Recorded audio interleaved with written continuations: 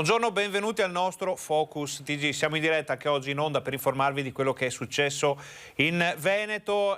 Giornata molto complicata perché ci sono stati due fatti di cronaca decisamente importanti, però prima di andare a vedere che cosa è successo vi ricordiamo che alle 12:30 saremo in collegamento con la sede della Protezione Civile di Marghera, da dove il Presidente Luca Zaia farà il punto della situazione sull'emergenza coronavirus. Si parlerà naturalmente di vaccini, ma anche della crisi di governo, insomma tutti i temi di giornata li discutiamo poi con Zaia, con i nostri giornalisti sul posto. Sono sul posto però anche i nostri giornalisti della redazione di Padova che sono a Rovigo, dove ieri sera c'è stato un gravissimo fatto di cronaca. Abbiamo Chiara Gaiani e Francesco Rattai che ci raccontano tutto. Buongiorno Chiara. Buongiorno Ferdinando, buongiorno a tutti i telespettatori. Ci troviamo per l'esattezza a Sant'Apollinare, la frazione di Rovigo che confina con il comune di Ceregnano, lo vedete proprio subito insomma immerso nella nebbia, e questa è la statale 16, una statale molto importante, quella che porta verso il mare, quindi verso Adria.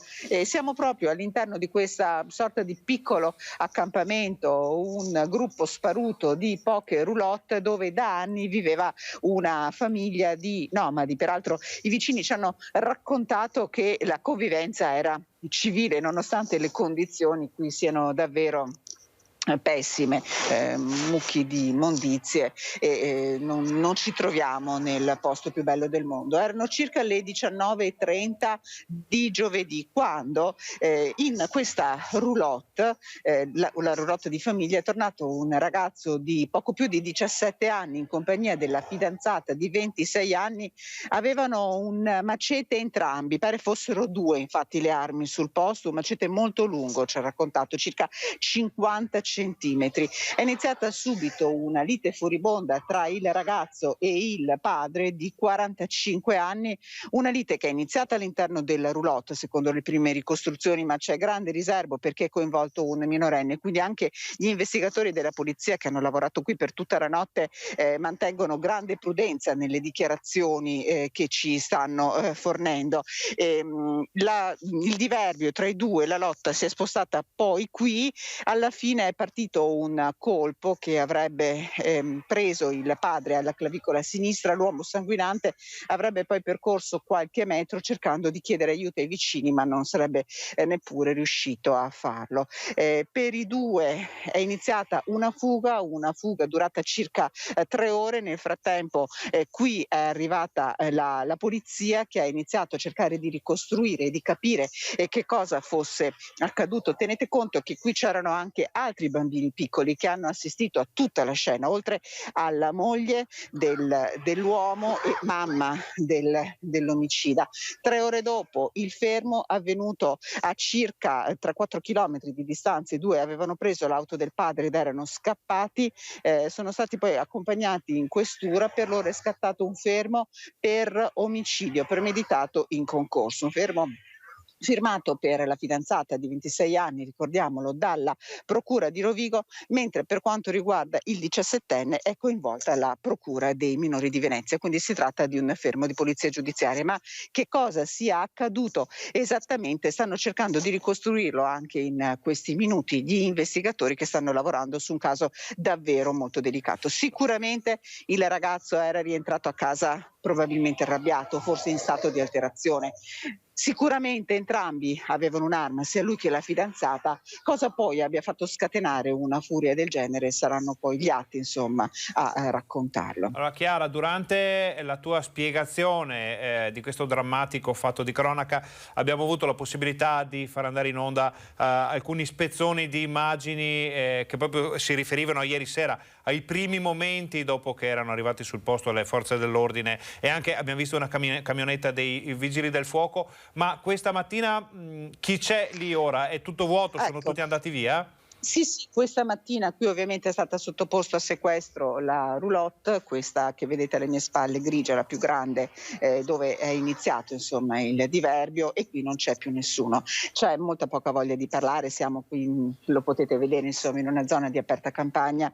I vicini avevano delle relazioni di convivenza civile, come vi avevo detto, con questa famiglia che era qui veramente da molto tempo, preferiscono non parlare, ci raccontano di non aver visto niente. Ci hanno detto anche che a loro insomma grossi problemi queste persone non le avevano mai date, probabilmente insomma, come sapete, fa parte proprio del DNA di chi sceglie di vivere questa tipologia di vita, si vive una vita spostandosi all'interno delle roulotte, a cui avevano trovato un posto dove potevano stare senza che a nessuno desse fastidio. Questa è una zona rurale in aperta campagna, poi insomma siamo per avventurarci, è il primo lembo di Delta, ecco, che si può vedere da qui, perché andiamo, diciamo, questa parte Sì, sì, porta poi capiamo. verso il Chiara, mare. non mi ricordo se l'hai detto durante la tua spiegazione, sappiamo da quanto tempo esiste Ecco, quell'agglomerato di esattamente no, roulotte? sicuramente no. Allora, con data certa non ce l'ha data nessuno. Sicuramente queste roulotte insomma sono qui da molto tempo. Quanto esattamente non è dato sapere. Sostanzialmente sapevano tutti che qui c'erano. È una zona questa proprio di limbo, siamo ai confini tra due comuni, siamo in una zona appunto agricola. L'atmosfera di oggi ci aiuta anche a capire dove ci troviamo. Questo è proprio, diciamo, un'immagine del Polesine agricolo e rurale, dove queste persone avevano trovato comunque un posto in cui poter stare. Sicuramente ai margini, alcuni insomma racconti che abbiamo avuto ci descrivono una famiglia che aveva avuto dei problemi, lo stesso ragazzo pare avesse dei problemi, ma questo insomma è quanto abbiamo raccolto sinora. Chiara, un'altra domanda, poi vi lasciamo andare perché immaginiamo che ci siano molte informazioni da raccogliere. Dal punto di vista delle indagini procede la Polizia di Stato? Sta procedendo, sì, la Polizia di Stato, qui c'era la squadra mobile ieri sera che ha appunto attivamente cercato i due fuggiaschi. Il dirigente della squadra mobile ci ha detto abbiamo cercato insomma di fermarli, abbiamo attivato tutti i nostri canali, abbiamo attivato tutte tutti gli accertamenti tecnici che avevamo a disposizione, stavamo tenendo sotto controllo alcuni posti dove secondo noi avrebbero potuto andare i due giovani, e infatti dopo 3 ore, 22:30, 19:30 l'episodio, 22:30, siamo riusciti a rintracciarli, a fermarli e ad accompagnarli in questura. Sì, le indagini sono condotte dalla squadra mobile di Rovigo, qui c'è stata fino a notte fonda la polizia scientifica per fare tutti i rilievi. Non so se siete riusciti a mandare in onda, in uno dei video credo si veda anche l'arrivo proprio del medico legale che ha eseguito un primo sopralluogo sul corpo senza vita. Lo facciamo rivedere subito grazie alla regia di Cristiano Facca, lo stiamo facendo vedere, sono immagini molto dure anche, ci scusiamo anche con i nostri telespettatori perché però è la cronaca che è così. Tra l'altro, adesso possiamo tornare in studio, tra l'altro Chiara, noi non abbiamo fornito, lo spieghiamo anche perché, indicazioni, non abbiamo dato nomi e cognomi perché c'è un minore, la tutela verso i minori anche in casi e soprattutto in casi come questo deve essere massima, quindi noi raccontiamo quello che è successo, abbiamo fatto vedere dove siamo, ma bisogna approcciarci con grande sensibilità a queste situazioni. Assolutamente, c'è di mezzo un minore, ci sono di mezzo sicuramente delle storie molto delicate e anche molto dolorose su cui mi permetto insomma di fare questa considerazione. L'intera società dovrebbe poi interrogarsi e certo la mano del figlio si è abbattuta su un padre e gli ha tolto la vita. Questo purtroppo è la cronaca di quello che è accaduto qui ieri sera. Questo è quello che possiamo dire finora. Per tutto il resto diamo appuntamento ai nostri telespettatori nei telegiornali delle nostre emittenti di questa sera con interviste e tutti gli approfondimenti del caso. Allora, Chiara, grazie per questo collegamento drammatico, ma insomma abbiamo visto dov'è successo questo fatto molto, molto importante, molto duro in questo periodo già complicato per il Veneto. Ringraziamo Chiara Gaiani e Francesco Ratai, buon lavoro. Grazie, buon lavoro a voi.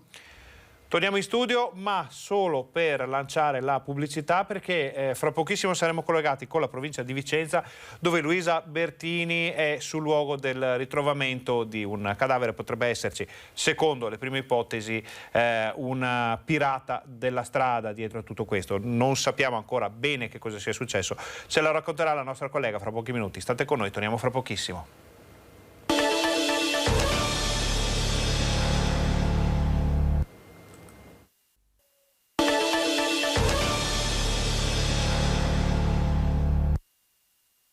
Bentornati al nostro Focus TG, siamo in onda anche oggi in diretta per informarvi di quello che sta succedendo in Veneto. Abbiamo parlato pochi istanti fa con Chiara Gaiani e Francesco Rattai da Rovigo, dove c'è stato un omicidio ieri sera, un fatto di sangue del quale poi vi daremo conto nelle nostre edizioni serali dei telegiornali. Adesso andiamo in provincia di Vicenza, ad Almisano, frazione di Lonigo, dove ci sono Luisa Bertini e Simone Squarcina per un altro fatto drammatico. Buongiorno Luisa. Sì, buongiorno a te. Il fatto drammatico di cui parli è una scoperta in realtà raccapricciante, perché stamattina è stato trovato il cadavere di un uomo proprio qui al parcheggio di questo distributore che vedete alle mie spalle. Anzi, noi ne approfitto per dire che insomma ci siamo dovuti allontanare perché ancora stanno eseguendo i rilievi i carabinieri e l'area è ancora transennata, quindi non possiamo avvicinarci di più. Siamo ad Almisano, lungo la strada provinciale che collega Lonigo a Montebello. Stando alle prime ricostruzioni si tratterebbe di un incidente, quindi avvenuto stamattina intorno alle 6, che ha coinvolto l'uomo di 57 anni di Sarego. L'uomo avrebbe parcheggiato l'auto all'interno del parcheggio per recarsi al bar e sarebbe stato investito con ogni probabilità da un mezzo pesante. A ritrovarlo sono stati i gestori di questo distributore intorno alle 6:30, quando solitamente aprono. Ecco, le immagini che vedete si riferiscono proprio al distributore, perché questa è una strada molto trafficata. Certo. Siamo a 4 chilometri dal casello autostradale, quindi qui i mezzi pesanti circolano molto frequentemente. Come dicevo, a ritrovarlo sono stati i gestori del distributore che hanno allertato subito il SUEM e i carabinieri. Ovviamente per l'uomo non c'era più niente da fare.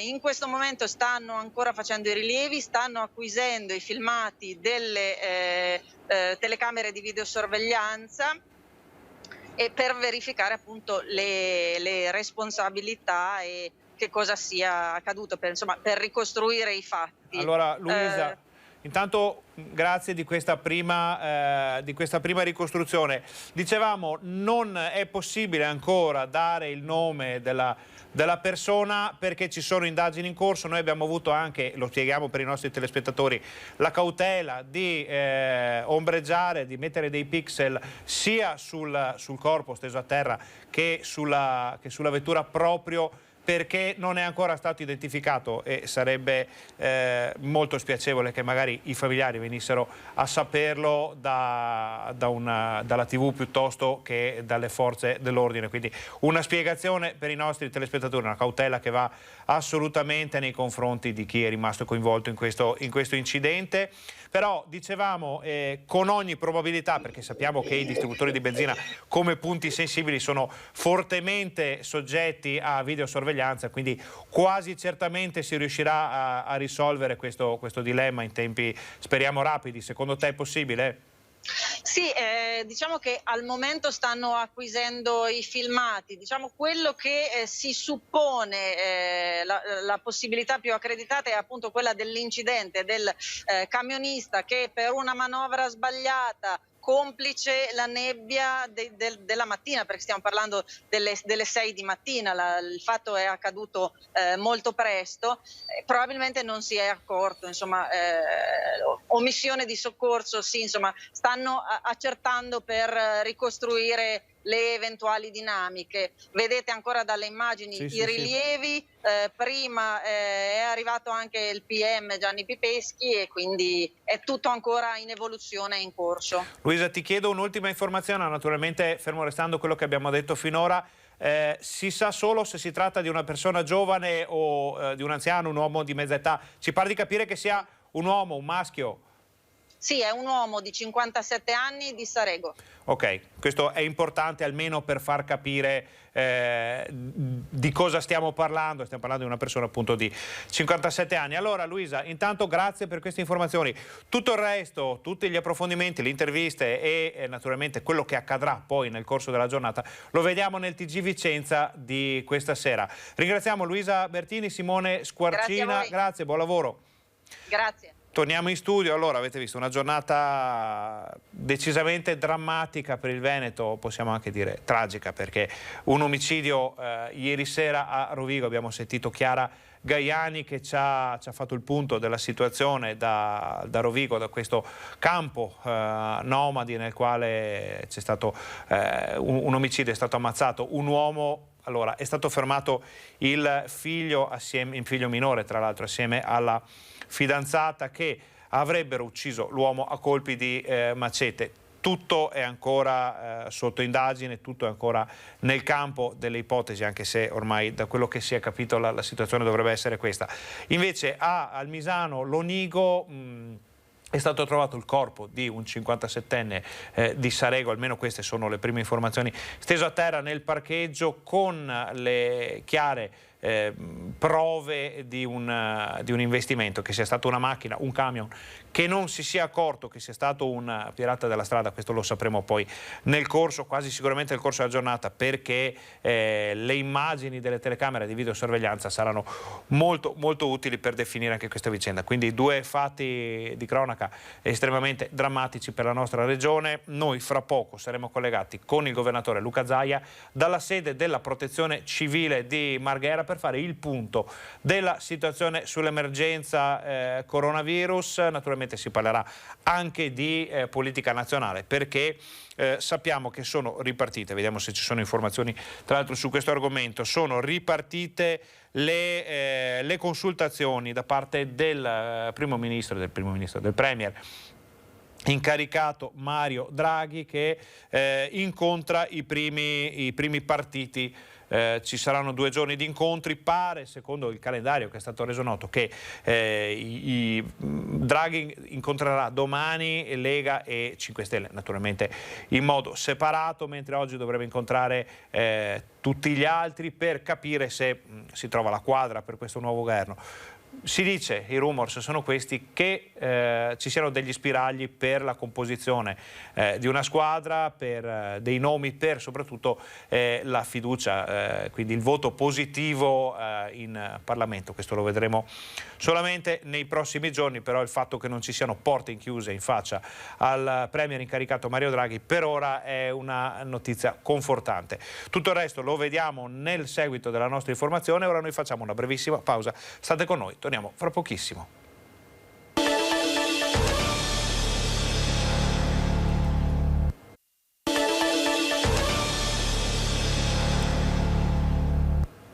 Buongiorno, bentornati al nostro Focus TG. Abbiamo sentito 2 drammatici fatti di cronaca da Rovigo e da Lonigo nel Vicentino, il primo con l'omicidio di un uomo da parte probabilmente del figlio e della fidanzata di quest'ultimo, e a Lonigo il ritrovamento del corpo di una persona che pare sia stata investita nel parcheggio di un distributore.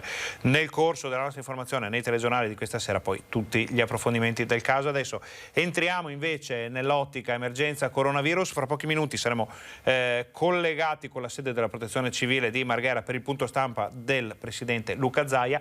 Prima di andare a sentire le novità, sentiamo invece un riassunto, se così si può dire, dell'ultima puntata, ovvero dell'ultima conferenza stampa di Zaia. Qui si è parlato di Mario Draghi, di monoclonali, dell'emergenza coronavirus e di vaccini.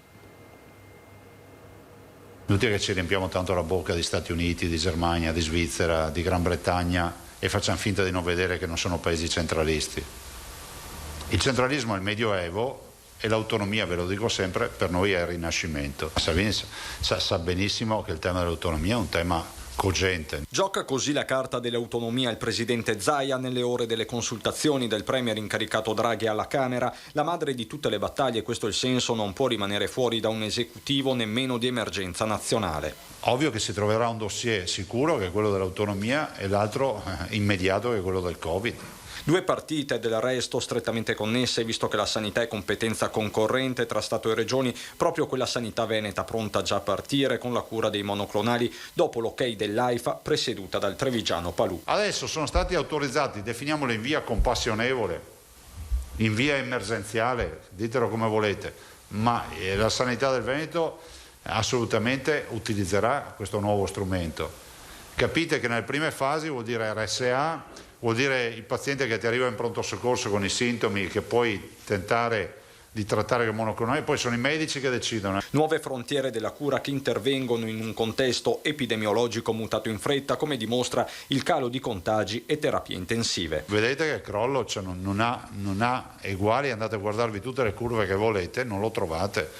Magari andate a intervistare tutti quei fenomeni che ci hanno rotto le palle a dicembre, gli dite se vi spiegano sta curva qua, però per iscritto. Sul fronte dei vaccini è sempre Zaia a ribadire come non si debba rinunciare alle opportunità da qualunque paese arrivino, Russia o Cina che sia. Una macchina sanitaria, quella veneta, che resta in movimento e che sarà testata a Cortina con l'apertura dei mondiali di sci. Super tamponati tutti, i nostri atleti, verifiche, protocolli e tutto, però rendiamoci conto che anche quella è un'occasione, pur essendo a porte chiuse, mi metto nei panni dei cittadini che magari dicono vado, che sono lì e possono esserci, magari vado a vedere la gara all'arrivo, evitiamo l'assembramento, evitiamo di andarci a respirare l'aerosol.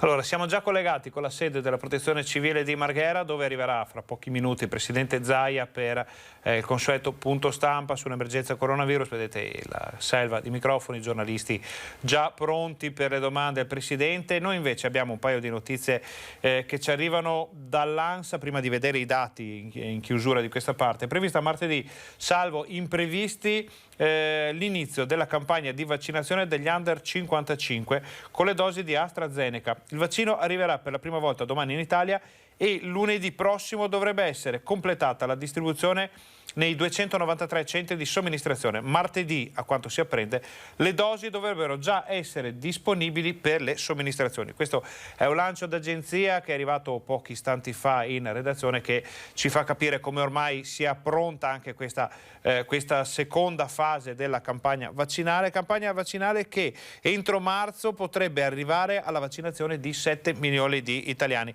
Lo ha detto il commissario per l'emergenza Domenico Arcuri, sottolineando che è quello che si può fare, visto che nel primo trimestre l'Italia avrà il 50% delle dosi di vaccino che erano inizialmente previste.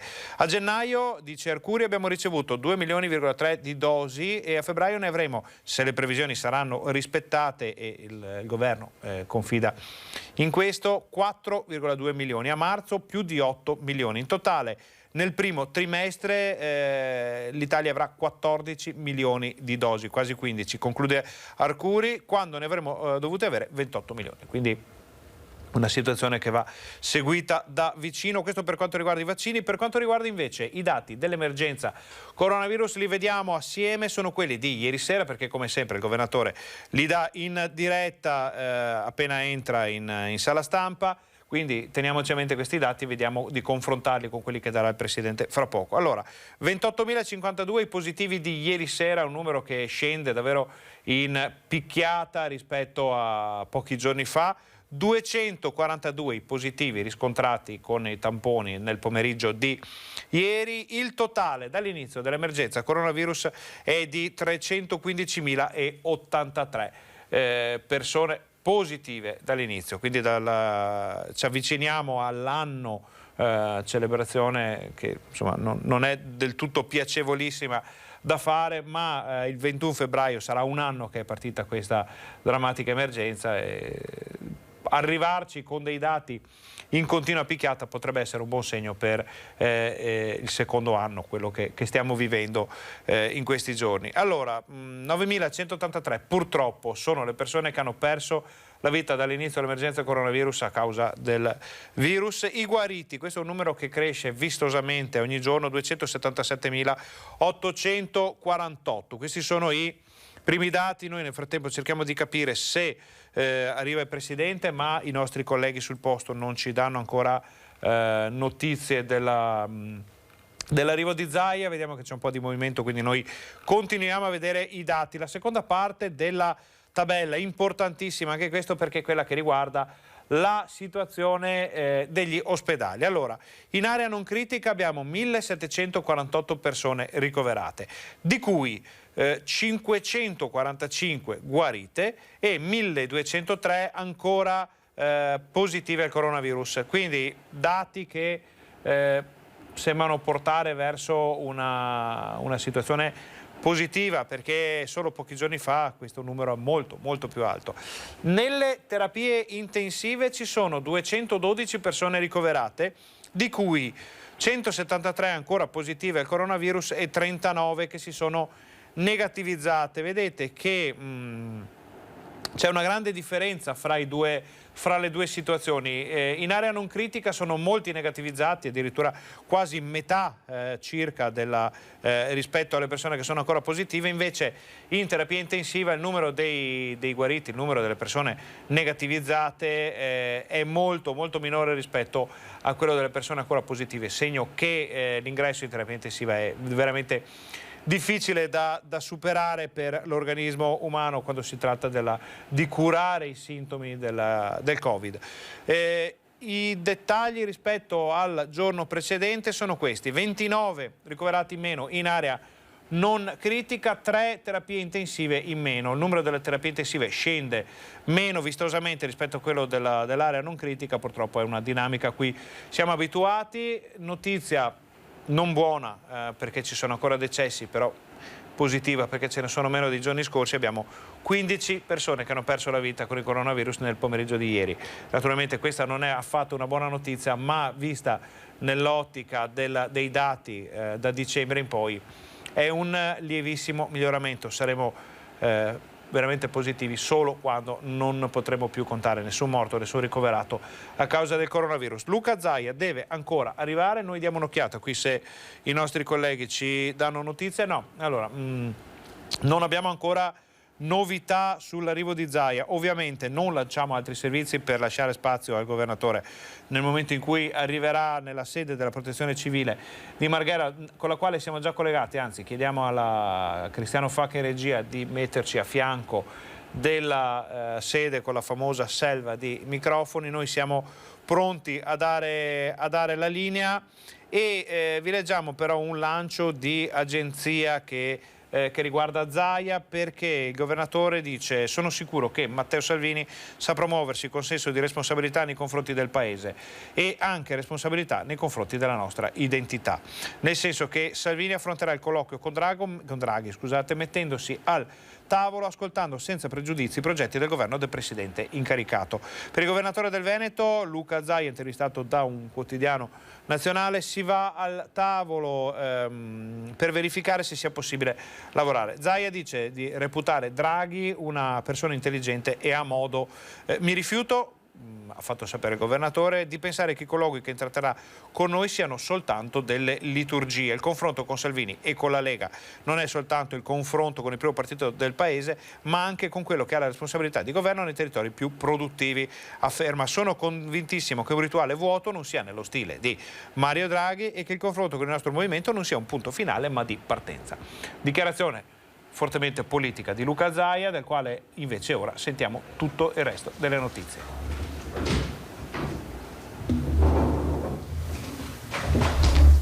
Buongiorno, ben ritrovati. Oggi abbiamo un ospite che è la dottoressa Russo, che parlerà di un piano straordinario, un piano di sanità pubblica che riguarderà da vicino le scuole e qualche piazza. Quindi ci saranno novità sia sul fronte dello screening delle scuole, quindi un monitoraggio, quelle che si ritengono, monitoraggi di accompagnamento nella fase dell'infezione, perché c'è l'infezione, vi ricordo. Allora, volevo dirvi, non ho più il foglietto, era questo foglietto. Me le puoi scrivere? Ah, sì. No, lo scrivo pure qua, grazie. Sì. Allora, partirei con i tamponi. Beh, insomma, li vedete, 3.800.000 molecolari e 2.700.000 rapidi. Abbiamo passato abbondantemente i 6 milioni e sono stati rilevati 668 positivi nelle ultime 24 ore. In particolar modo i 668 positivi sono stati rilevati con 31.618 tamponi, con un'incidenza del 2,11%. Come vedete siamo sempre un'incidenza bassa,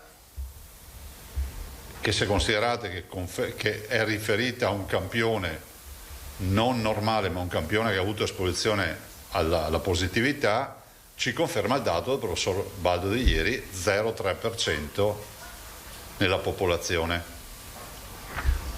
Quindi la circolazione oggi del virus in Veneto, secondo lo studio del professor Baldo, è dello 0,3%. Cosa vuol dire?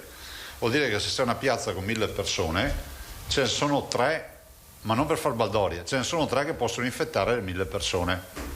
Ecco, rovesciamo la visione, no? Perché qualcuno dirà, ma ce ne sono solo 3. Se l'assembramento è importante, se si crea l'aerosol, 3 con buona carica batterica, insomma un po' di persone in ospedale le mandano, quindi portate la mascherina. Positivi dall'inizio sono 315.509,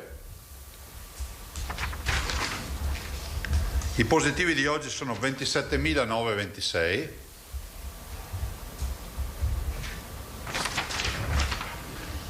i ricoverati sono 1.956. Ricordate che il numero più alto che abbiamo visto noi è 3.400, quindi siamo già quasi a 1.500 di meno posti letto liberi rispetto al 31 dicembre, che è stata di fatto la punta massima che abbiamo raggiunto. E sono sostanzialmente così distribuiti. Nelle ultime 24 ore, eccoli qua, scusatemi. 1746 area non critica, meno 21, 210 meno 1 terapie intensive.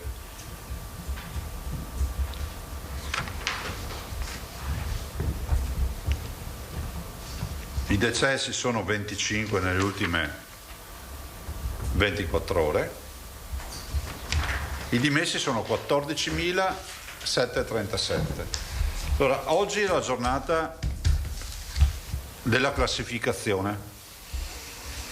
Noi abbiamo, i nostri uffici hanno calcolato un R con T dello 0,63% e quindi ovvio è che un R con T molto basso rispetto alle prospettive di un cambiamento di zona, ma soprattutto rafforzato rispetto alla zona che oggi abbiamo, che è quella gialla, dal fatto che le terapie intensive sono al 19%, la soglia è al 30%, e i ricoveri in area non critica sono al 24% e la soglia è al 40%. Cioè di fatto noi abbiamo tutti i parametri, quindi l'R con T, terapie intensive e area non critica dichiaratamente sotto il parametro. Vi ricordo che l'R con T per passare alla zona arancione bisogna superare l'1, noi siamo a 0,63. Siamo sotto area non critica, cioè area medica e terapie intensive siamo sotto, e in più siamo bassi fortunatamente anche con l'incidenza sui 100.000 abitanti che è a 113. Vi ricordate che 15 giorni fa avevamo 480. Quindi siamo 113 positivi ogni 100.000 abitanti in una settimana. Vi ricordate che quando si parlava del parametro di incidenza, che poi è stato scartato perché non uniforme e perché è strettamente correlato il numero di tamponi, si parlava di un'incidenza soglia di 150, noi siamo a 113. Allora, siccome la domanda che mi fanno i cittadini in queste ore è cambiamo zona, la cambieremo se vogliamo andare a farci una passeggiata, fare altre robe, ma di certo non col colore. Immagino che non ci siano i presupposti, poi interverrà la dottoressa Russo che è la vera esperta di queste robe, però io penso che i presupposti ci siano tutti per un mantenimento della zona gialla. Ovvio è che natura non facit saltus, no? Giusto Filippo, ho detta bene? Impeccabilmente. Grazie, dopo Giotto. Dicevo, quindi la natura non fa salti, come si va su si va giù, ma come si va giù si rischia di tornare su. Allora noi dobbiamo puntare alla normalità, sto parlando ovviamente dell'andamento della curva. La normalità, signori, non è avere 150, 160 persone in terapia intensiva o averne 1700 in area non critica. Questa non è normalità, questa è infezione presente ancora nelle nostre zone. Non sto facendo un intervento come qualcuno potrebbe dire ma fai terrorismo, no, io ho l'obbligo di dare le informazioni e voi grazie a voi le riusciamo a divulgare in maniera veramente civile ai cittadini, che sono i veneti, lasciatemelo dire, i cittadini più fortunati d'Italia, perché hanno le informazioni tutti i giorni alle 12:30 di prima mano, cioè, per il vostro tramite ovviamente. Allora, non abbassare la guardia. Ricordo e siamo molto preoccupati del fatto che non si prendano questi dati che ormai stanno calando dal 1° di gennaio, o peggio ancora il dato, come giustamente ha detto ieri il professor Baldo, 0,3% di positivi sulla popolazione. Non vuol dire che possiamo tranquillamente guidare contro mano bendati, tanto platani non ce ne sono più, perché qualcuno ancora c'è in piedi e si rischia di imbarcarlo.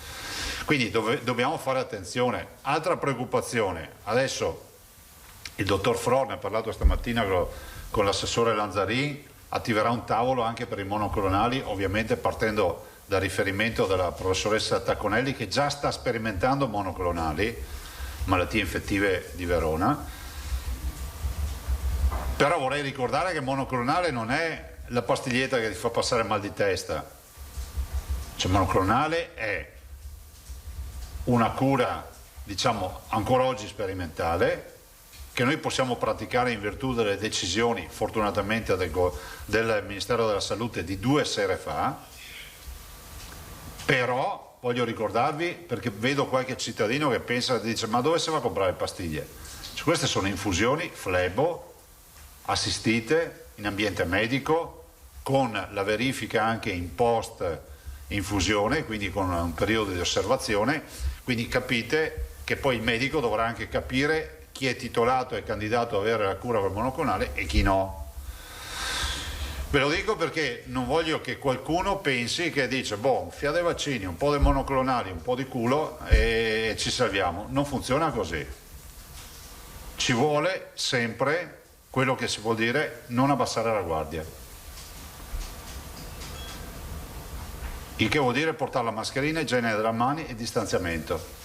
Un appello lo faccio anche agli amici che incontrerò domenica dei mondiali di sci, perché lì c'è un ambiente ipercontrollato, però è pur vero che se qualche cittadino ha modo, penso anche a tutti coloro che gravitano nell'ambiente, diciamo, del comune di Cortina, insomma di quelle località, non è vietato spostarsi, siamo in zona gialla. E così vale anche questo appello per le piste da sci, se si apriranno, e penso proprio di sì a questo punto, come previsto, di avere la massima attenzione. Se anche a sciare bisogna andare con la mascherina, quantomeno portarla in tutti gli impianti di risalita, cioè seggiovie, cabinovie, ovovie e nei luoghi di assembramento, all'ingresso nelle code, evitando di fare le code tipo pressa. Cioè bisogna diluire e fare in modo di non infettarsi. Guardate, noi purtroppo abbiamo un metodo inesorabile e purtroppo anche inclemente di valutare l'infezione. Vediamo l'occupazione dei posti letto. Se riprende vuol dire che non ci siamo e lo sapremo in tempo reale. Vi ricordo che l'infezione è scoppiata il 21 febbraio, ormai abbiamo l'anno al primo compleanno, brutto compleanno. Ma vi ricordo anche che già allora l'avevamo sofferta perché vedevamo distante la primavera, adesso ancora più distante la primavera, siamo ancora ai primi di febbraio e abbiamo ancora tutto febbraio, tutto marzo e direi anche tutto aprile. Quindi dobbiamo stringere i denti, nel frattempo cerchiamo di vaccinare e di fare in modo anche di dare più copertura possibile ai cittadini. Io lascerei la parola per le domande, dopo passo la parola alla dottoressa Russo, che ha una roba molto interessante da presentarvi oggi. Allora, Tosato, Pederiva, Bonet, Moscati, Parisi. Buongiorno Presidente. Tosato, Buongiorno. Filippo, Io avrei Martino Di una Padova. serie di domande di lettori che possono avere anche un Prego. interesse generale, non so se le riservo per dopo per non appesantire. So fare velocemente, se competono a me rispondo io, se c'è l'assessore o c'è la dottoressa Russo. Ecco, guardi, allora vado velocemente. Vaccinazione, 2 domande. Una arriva da studenti di medicina che dicono noi dobbiamo fare pratica nei reparti, speriamo che arrivi il nostro turno di vaccinazione, volevano sapere se erano previsti. Chi risponde? No, sono previsti, Sono li abbiamo previsti. inseriti. Voi sapete che dal lunedì della settimana prossima iniziano le vaccinazioni ancora della prima fase, quindi vorremmo chiuderle in tutta la settimana prossima, saranno riservate solo ancora vaccinazioni prima fase, quindi vuol dire operatori sanitari, quindi sia quelli pubblici che quelli privati che sono stati esclusi. Va bene, sì. E anziani che dicono noi siamo 2 anziani, più o meno abbiamo la stessa età, possiamo fare la vaccinazione in coppia? No. Solo per corte. Case di riposo, c'è una previsione di riapertura delle visite? Allora, su questo ne ho parlato anche stamattina con la dottoressa Russo, adesso noi stiamo anche cercando di capire rispetto al fatto che poi ci sarà la casa di riposo quasi totalmente vaccinata, dopo la seconda dose come comportarci e capire come cercare di allentare. Non potranno, secondo me, insomma questa è la mia opinione, essere riaperte totalmente perché i familiari che hanno anche età diverse e appartengono quindi a targhe diversi non potranno essere vaccinati tutti subito. Quindi vorremmo cercare di riaprirle con cautela, però cercando di dare un po' più di flessibilità.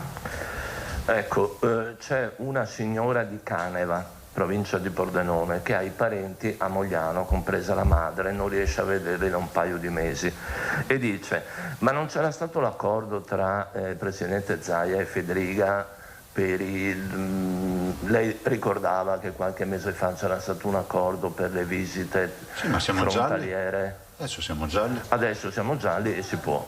Sia Friuli che noi, sia Friuli, Venezia, Giulia che noi. Siccome ha scritto proprio ieri, probabilmente ignorava questo dettaglio. Ecco, anche a me ha scritto la signora, infatti, ma da quando che risulta non possono passare tra regioni, c'è ancora fino al 15 di febbraio. Sì, ma il DPCM dice salute, lavoro e assistere persone in difficoltà. effetti la signora scriveva che Sì, lo autocertifica. no, ma la mamma è sana, ha 70 anni ma è sana, capito? Era quello, voleva avere ma questa persona voleva andarla a trovare. Non lo so, non conosco il caso. Va bene. va bene, grazie. Invece c'è una domanda per lei, non può mica cavarsela a buon mercato così, Prego. insomma, ecco. Una questione che so starle a cuore, ovvero la formazione del nuovo governo. Non sta più a cuore a voi, a me fate tutti i giorni questa domanda. Sta a cuore a tutti quanti, diciamo, ecco. No, mi ha colpito una cosa. Lei oggi in un'intervista al Corriere della Sera, a domanda, e qualcuno vorrebbe escludere la Lega dal governo. Lei risponde, se lo facesse andrebbe contro la volontà degli elettori perché la Lega è il primo partito del paese e andrebbe anche contro il nord produttivo. Tuttavia, non è stato proprio Salvini a dire pubblicamente che Draghi dovrà scegliere tra Lega e 5 Stelle? Non è anche quello un modo di escludere una forza politica?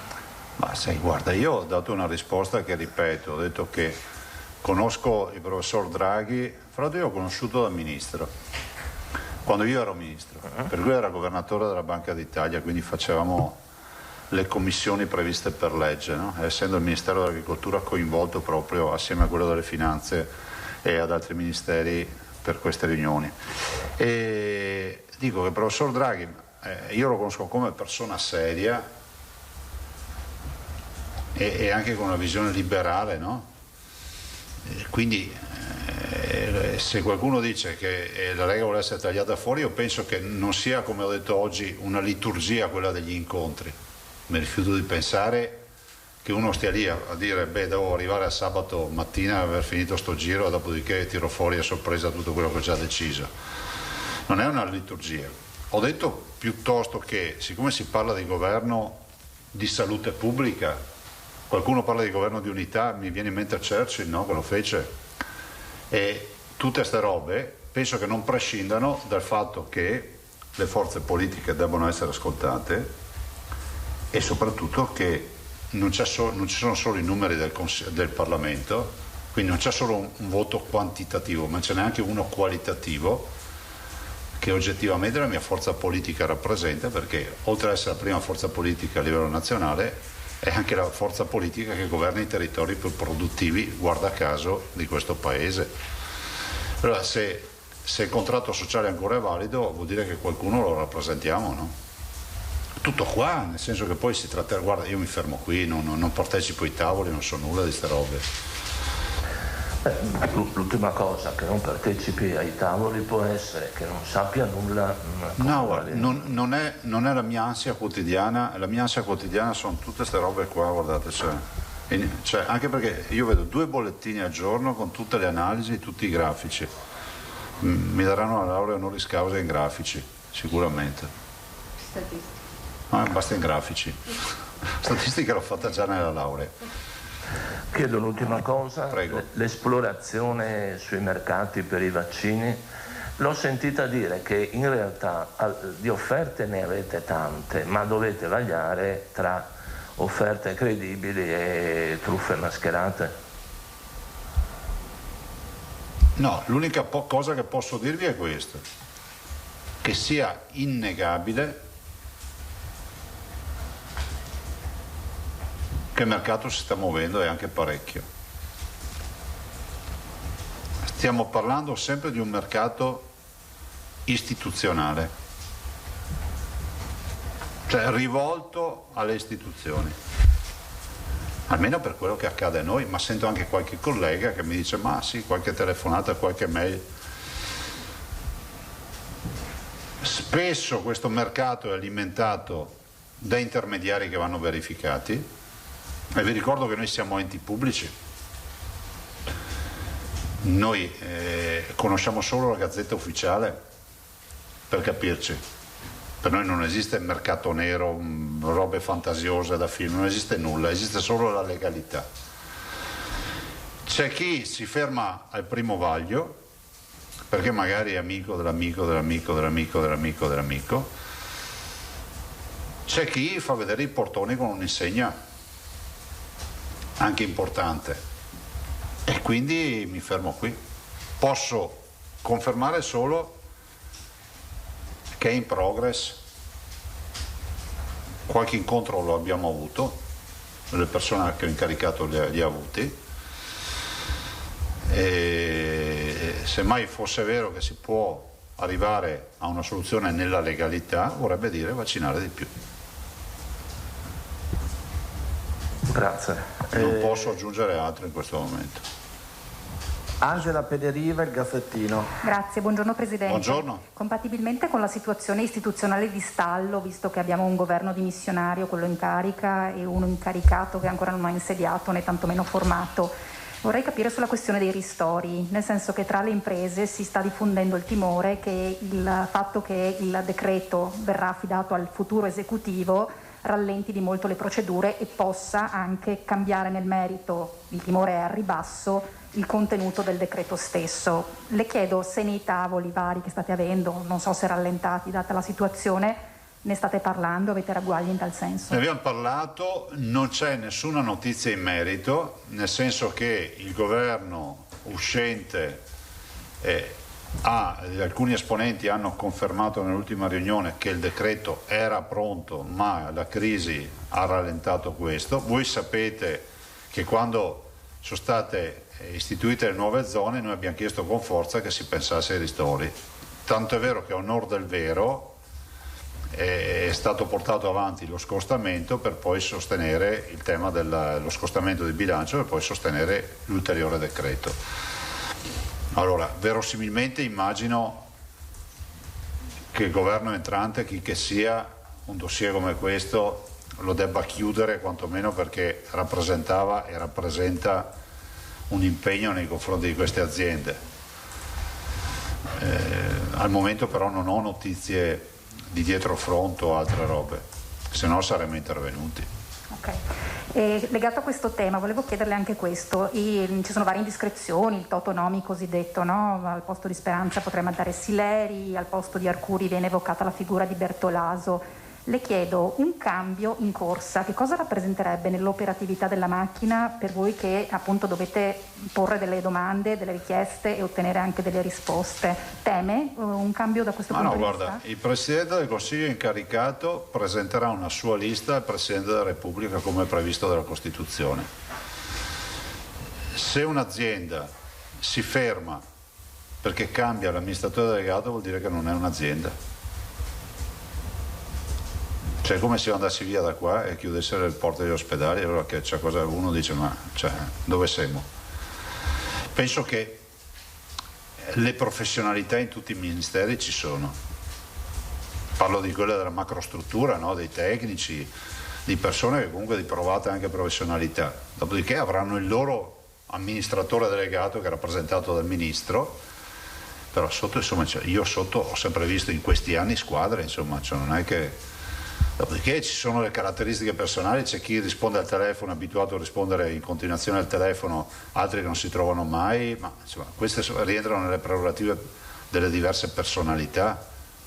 Nel senso che vuol dire che Speranza e Arcuri sono persone che rispondono al telefono? Cioè finora lei ha sempre dimostrato... Ma io non ho mai avuto problemi con nessuno a trovarli al telefono, oggettivamente.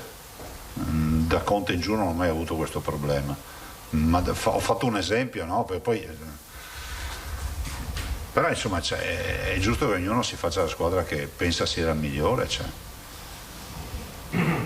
Penso che partire con dei vincoli vuol dire non essere liberi. Poi avrò delle domande sul calcolo dell'R conti, ma magari lo rivolgo alla dottoressa Russo dopo. L'esperta. Okay, grazie. Marco Bonet, il Corriere del Veneto. Buongiorno, 2 domande sanitarie e una extra. Allora, sul tema dei vaccini, oggi il Corriere scrive Prenditi una sedia. No, vabbè, ma sono abbastanza atletico anche per stare così temporaneamente, non a lungo. Non raddrizzi più le ginocchia, credimi. Allora, dicevo, sul tema dei vaccini, oggi il Corriere dice che sono stati... Ah, madonna, troppa grazia.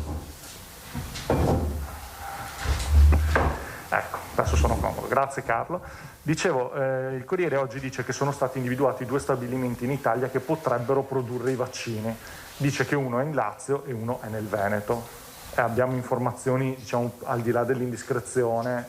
No, perché poi guardate, io vi dico anche la verità, qualche ragionamento l'abbiamo fatto anche, l'ho fatto direttamente anche con i detentori del brevetto, no? Senza star lì a parlare di aziende. Cioè, il tema è uno solo, che in quel momento non intravedevano la possibilità di identificare nuove business unit, no? Nuove realtà produttive. Se poi c'è un'evoluzione, che è normale che ci possa essere, nasce sicuramente da un'interlocuzione tra privati, che è legittima e auspicata per quanto riguarda il Veneto, no? Sapere che abbiamo un capannone pieno, che so, di Pfizer piuttosto che di Moderna, oltre a inorgoglirci, ci permetterebbe anche magari di portare il furgone davanti al capannone, chissà che ce lo riempiano. Ok, quindi per capirci, lei non fa da regista di questa operazione di contatto tra Pfizer e... No. Noi abbiamo avuto un contatto più, diciamo, informale ma più profondo con Veneto Sviluppo, la finanziaria, ma non a questi livelli. Comunque parliamo di Abano, l'azienda è quella di Abano. Probabile, non lo so. Ok. Poi, sempre comunque voi sapete che abbiamo delle aziende, ovviamente tra questa, cioè, di altissimo livello, cioè qui vengono veramente nella boutique della produzione, Cioè, possono stare tranquilli se ci danno a produrre i vaccini. Ok, poi domanda su AstraZeneca. Allora, pare che sia confermato che martedì arriva la fornitura di AstraZeneca, verrà utilizzato per gli under 55, se ho capito bene. Al momento sì. E abbiamo in mente una tipologia, cioè chi verrà vaccinato da martedì? Disabili, forze dell'ordine, insegnanti, under 55? Sono state identificate delle categorie? Beh, allora c'è un confronto e una discussione aperta col Ministero della Salute. Le regioni hanno fatto un confronto e verrà presentato un documento che andrà prima al CTS, poi addirittura vogliono presentarlo anche in Parlamento. Perché? Perché nell'ambito dei soggetti, diciamo, non a rischio, a cui andrebbe questo vaccino per il momento, bisogna individuare esattamente quali categorie e con quale ordine.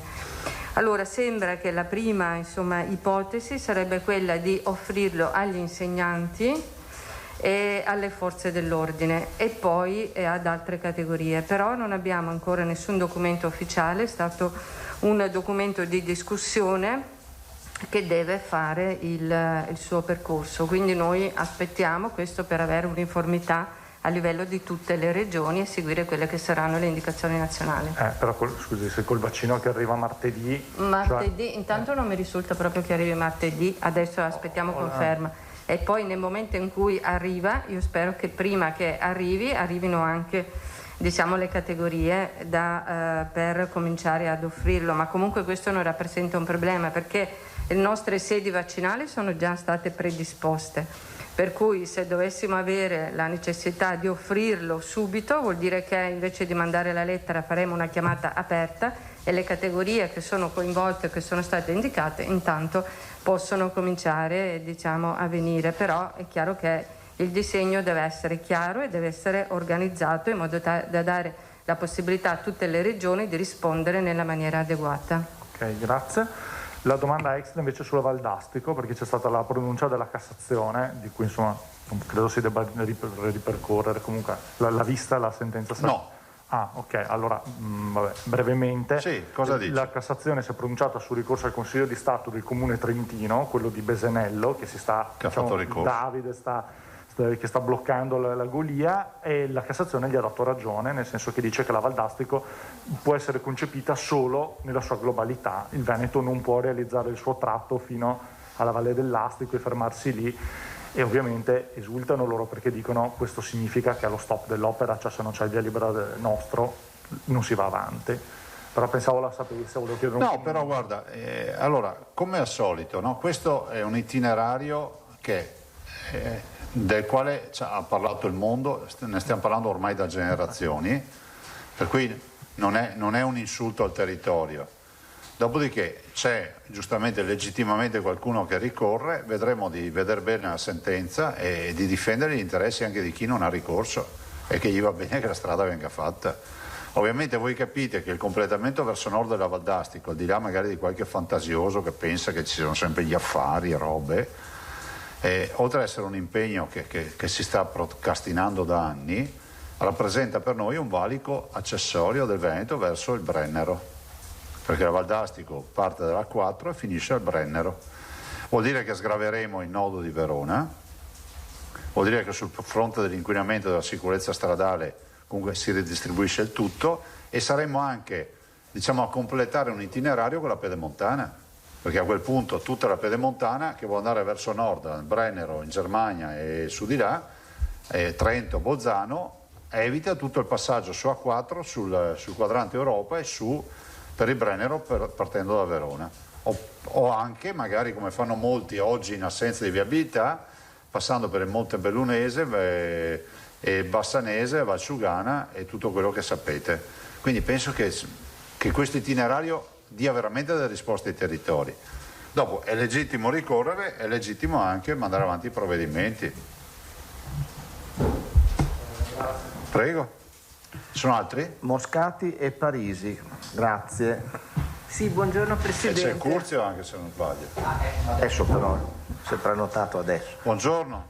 Sì, buongiorno. Anch'io volevo fare la domanda perché aveva scritto la signora anche a me, ma comunque è già stato risposto, però io volevo farle notare a margine di quello che ci sono persone che seguono proprio alla lettera gli ordinamenti, perché perché poi forze dell'ordine non sono così attenti alle virgole. Sì, ma bisogna fare così. Ecco, per cui se uno non si sposta, personalmente anch'io, pur abitando a pochi chilometri di distanza, ma in 2 comuni, per un mese non ho visto mia figlia, per cui ci sono anche le persone che seguono perfettamente alla lettera. Detto questo, lei prima ha fatto un accenno alle piste da sci. Volevo, se per cortesia poteva sì, nel senso che il CTS si è espresso, no? Per la, che data ha dato? 18, 15. Si è espresso il CTS. Era del PCM, adesso si è espresso il CTS. Quindi il CTS si è espresso confermando, pensavo avesse cambiato data, confermando la data del DPCM che è il 15. Quindi penso che di neve ce n'è.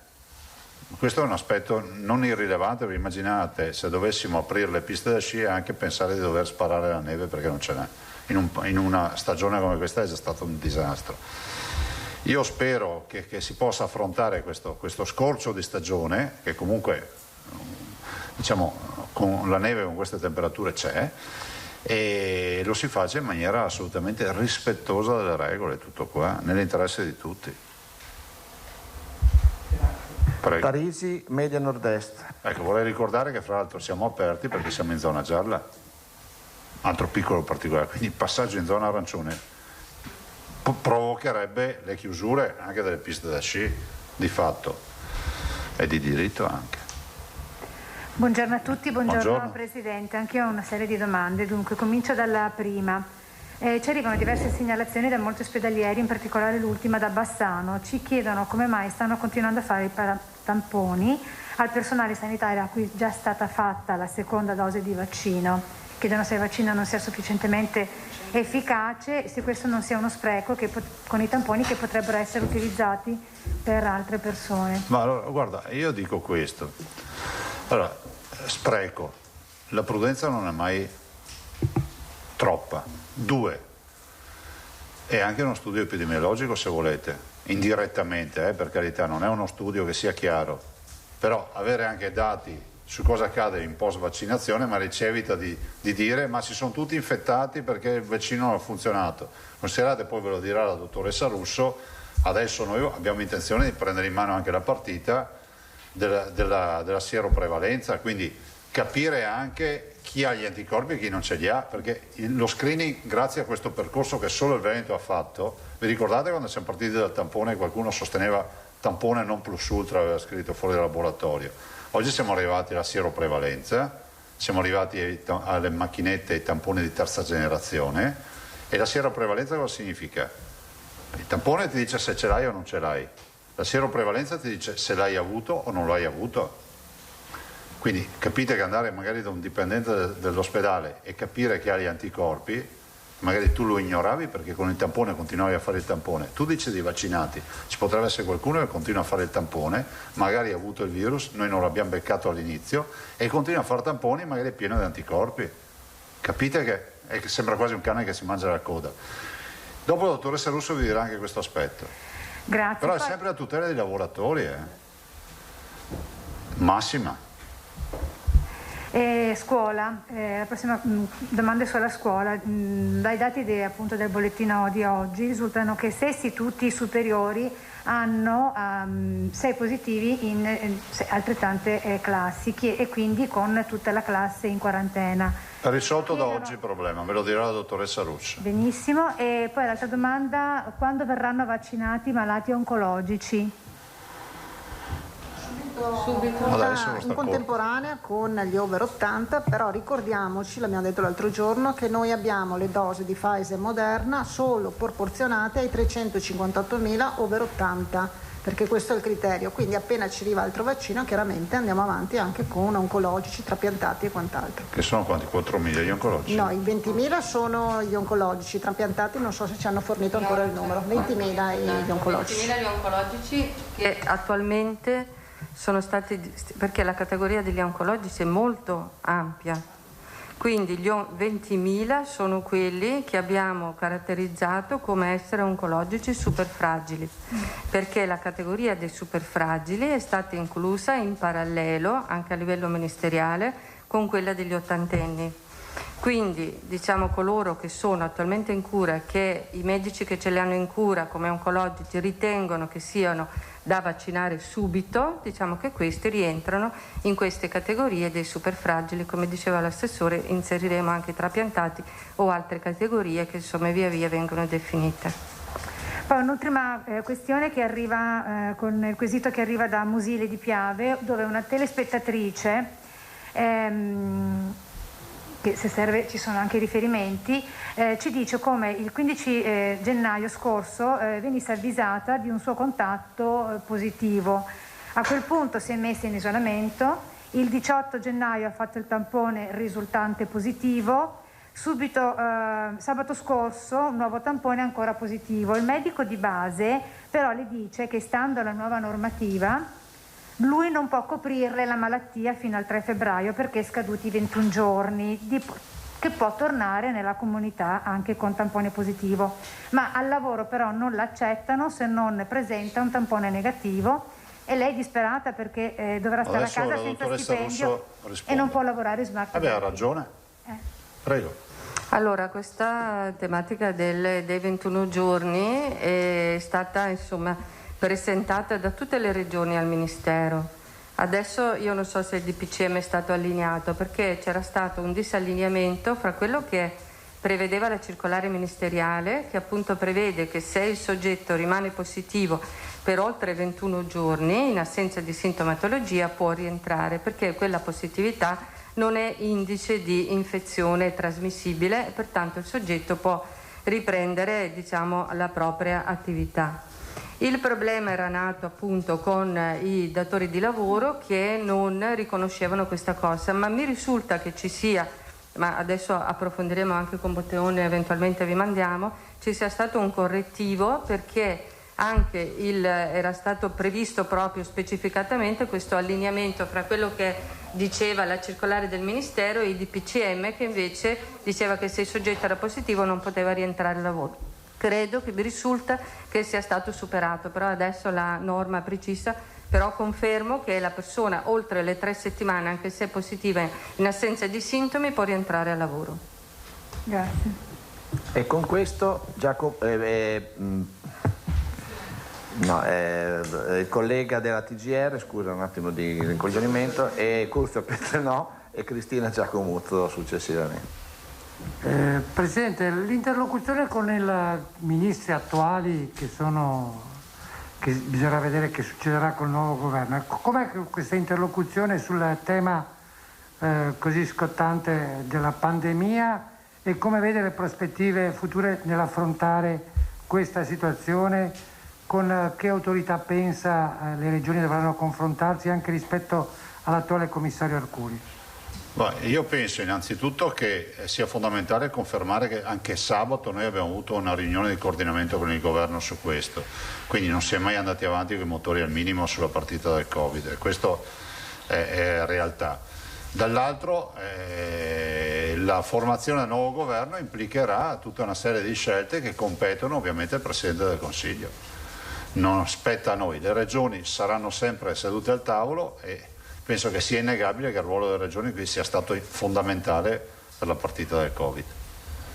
Questo riguarda anche sia il piano pandemia che il piano vaccinazione che deve continuare anche attualmente in questa fase di attesa di possibile governo. Ma il piano non deve mai arrestarsi, però se guarda anche tutto quello che sono le affermazioni dei colleghi e ormai quello che si sa a livello nazionale, c'è solo un problema nel piano vaccinale, avere i vaccini. Le regioni chiedono solo vaccini, per il resto ci arrangiamo. Appunto per quanto riguarda i vaccini, voi sostenete anche come regioni, sia lei che altre di regioni, che si allarghi la possibilità di avere altre società farmaceutiche che hanno prodotto vaccini. Su questo, come spingerete su questo? Come pensate anche sulla possibilità di creare produzioni locali dei vaccini? Ma io vedo un problema reale che è rappresentato dall'Europa, perché se sarà confermata la possibilità di reperire vaccini sul mercato vuol dire che l'Europa ha fallito, perché c'era stata descritta come una visione quasi monopolistica dei contratti, dove era stato comprato tutto quello che si poteva comprare. Se sarà confermato che non è così, ci chiediamo quale senso abbia avuto la regia europea. E su questo deve intervenire un possibile nuovo governo. Draghi lo vede come una buona prospettiva. Questo sarà uno dei tanti dossier che il nuovo Presidente del Consiglio avrà, sarà uno dei tanti dossier. Ovvio è che ho l'impressione che da qui ai prossimi giorni, alle prossime settimane, lo scenario dei vaccini sul mercato europeo cambierà di molto. Grazie. Prego. Cristina Giacomuzzo, il Giornale di Vicenza. Buongiorno. Presidente, le pongo una questione che riguarda un caso di una lettrice. Prego. Di una signora che risiede in Zambia, ma essendo stata sposata, quindi vedova di un italiano, però per molti mesi all'anno vive qui nel Vicentino. È della classe 1946 e chiede come deve fare per essere inclusa nelle vaccinazioni, perché dall'USL 7 le dicono che avendo una tessera sanitaria temporanea, quindi valida 3 mesi, non viene inserita, quindi chiedeva come poter... Ma dobbiamo risolvere il problema, cioè, dateci il nome, cioè Benissimo. Che magari verrà trasformato anche in una circolare, perché questo è un caso atipico, no? Certo. E magari chiedo anche il nome all'Anna Maria Parisi della signora e la segnaliamo al dottor Bramezza del Veneto Orientale. Se ci ascolta il dottor Bramezza, se si attiva, grazie. L'altro caso, una signora che ha un figlio disabile al 100%, è ancora in attesa di avere indicazioni su quando verrà vaccinato il figlio, che entra quotidianamente in un centro diurno, e quando verranno vaccinati anche gli operatori. Prego, dottoressa. Quindi dalla settimana prossima? Sono nella fase 1, sì. Quindi dalla settimana prossima si riprende. Sì. Chiedeva, avete già risposto, però chiedeva se possono scegliere loro i vaccini. No. E chiedeva sugli effetti collaterali che finora ci sono stati registrati effetti collaterali a questo vaccino, a questo Pfizer. Allora, è stato pubblicato ieri, mi risulta, anche il primo documento da parte di AIFA sulla valutazione delle reazioni che sono state registrate a livello nazionale. Per quanto riguarda il nostro sistema di farmacosorveglianza, e voi sapete che abbiamo anche il canale verde che integra il sistema di farmacovigilanza, abbiamo avuto circa 700 segnalazioni che non sono tutte legate alla seconda dose, ma si riscontrano alla seconda dose perché viene chiesto se per caso ha avuto reazione alla prima. Quindi è una raccolta attiva di quelle che sono le segnalazioni di eventuali reazioni. Su queste 700 nessuna reazione grave. Abbiamo avuto principalmente, ma questo ho visto stamattina, lo riporta anche il report nazionale di AIFA, noi abbiamo avuto reazioni locali principalmente, quindi nel sito di iniezione, a distanza di qualche ora rispetto al momento della vaccinazione, e poi abbiamo avuto senso di affaticamento, che comunque fra le reazioni comuni che sono legate e riportate in scheda tecnica, qualche segnalazione di febbre e cefalea, se vogliamo considerarle come reazione sistemica.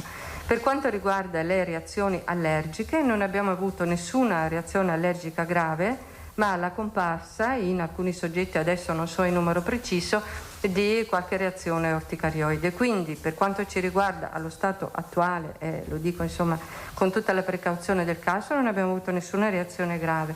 Le reazioni che ci hanno segnalato, e vi dico che la nostra regione, forse lo sapete, è una regione molto abituata alla sorveglianza e molto abituata alla segnalazione, tant'è vero che noi spingiamo molto i cittadini anche nelle campagne vaccinali extra Covid a segnalare, sono reazioni abbastanza contenute, nessuna di queste ha richiesto l'ospedalizzazione. Sì, se posso aggiungere una cosa rispetto a questo, che se vedete gli istogrammi delle segnalazioni a livello europeo distinti per paese, l'Italia presenta un dato anomalo, cioè è la prima per segnalazioni e il secondo avrà minimo, penso, 100 volte di meno rispetto all'Italia, cioè è una roba allucinante. Ma perché? Perché culturalmente noi diciamo nel punto di iniezione mi fa male, facciamo la segnalazione, cioè, è la nostra cultura, no? Che va bene così. Però anche questo, come per i tamponi, finirà per dimostrare che il vaccino in Italia ha fatto un sacco di casini. Guardatevi gli istogrammi, cioè le curve delle segnalazioni, l'Italia è fuori da tutti i parametri per segnalazioni. E qualcuno già adesso se la vende in giro come in Italia c'è una strage di cittadini che hanno avuto guai con le vaccinazioni.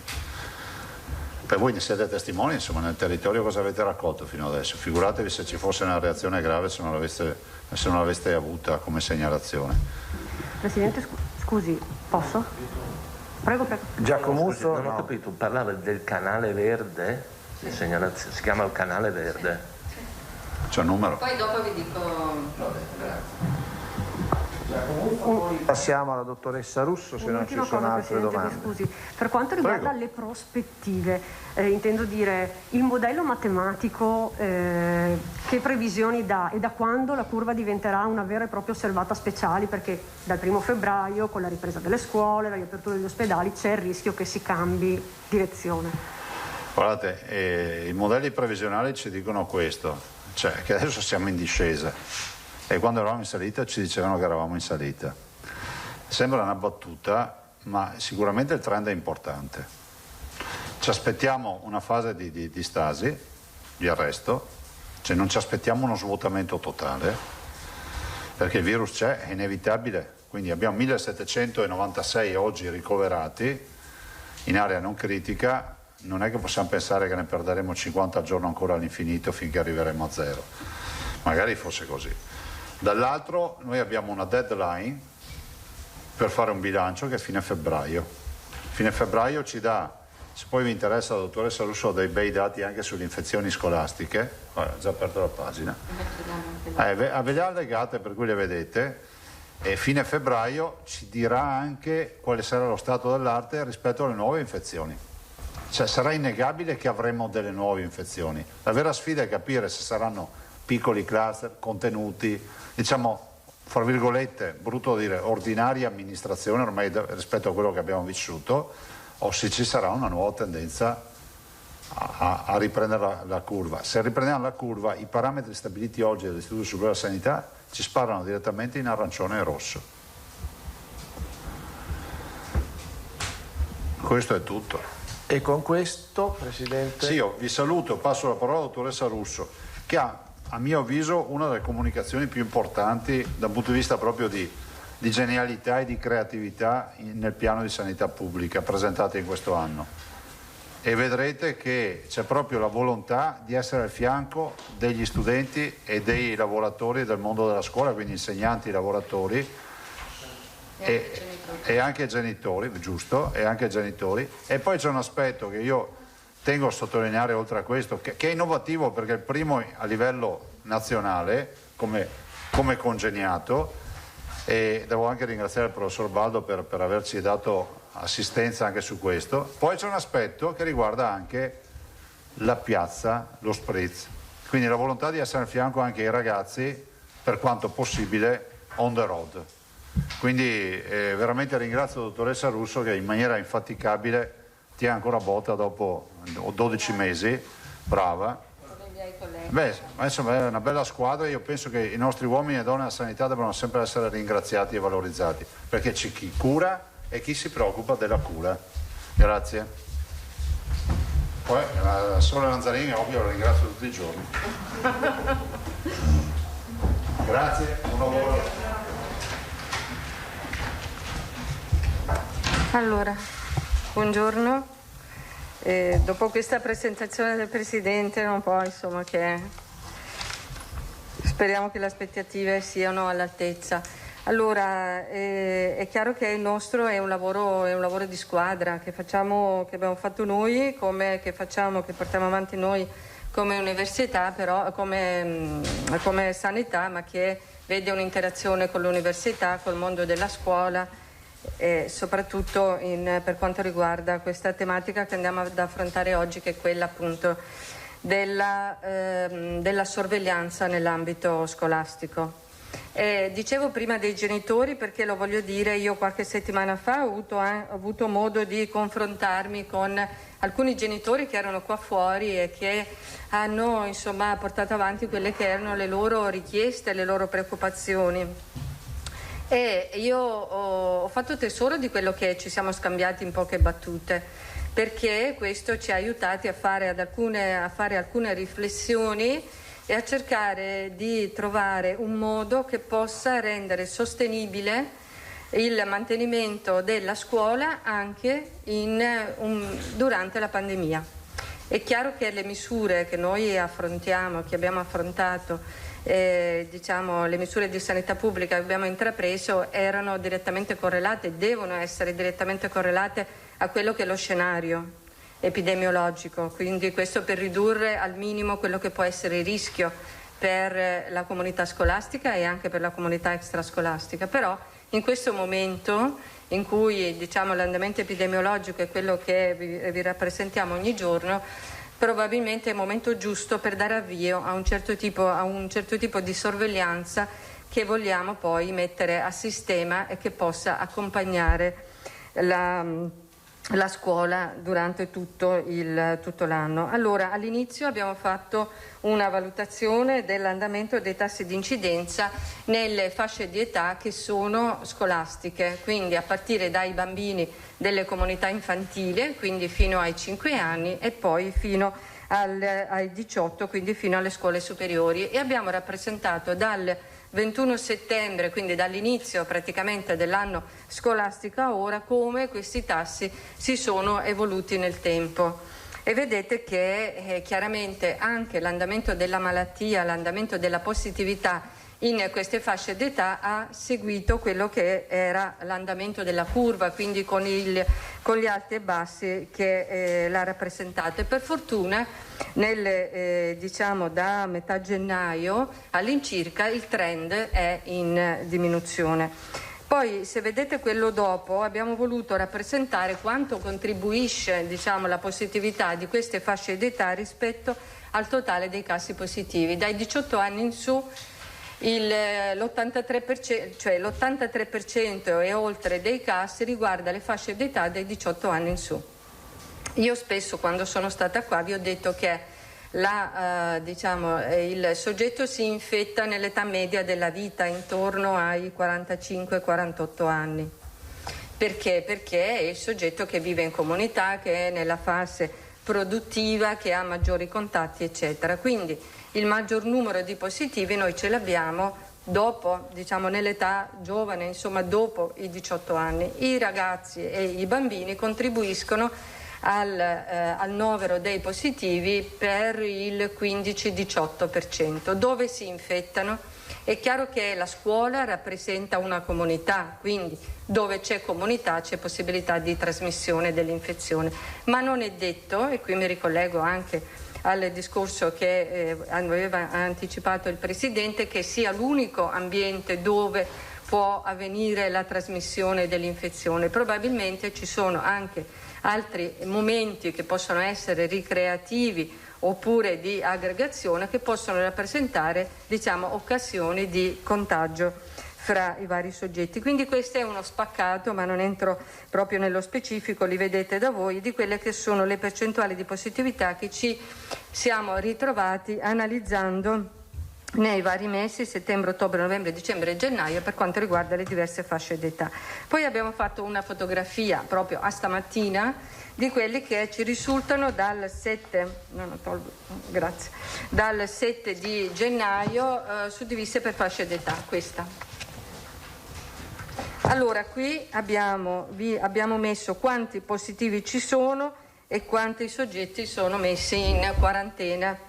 Anche qui li abbiamo suddivise nell'ambito della scuola o comunque di appartenenza, ma questa suddivisione l'abbiamo fatto prevalentemente considerando le coorti, quindi quelli che rientrano nella coorte della fascia di età dell'asilo nido, piuttosto che della scuola dell'infanzia, piuttosto che la scuola primaria, e qui vedete quindi come si distribuiscono.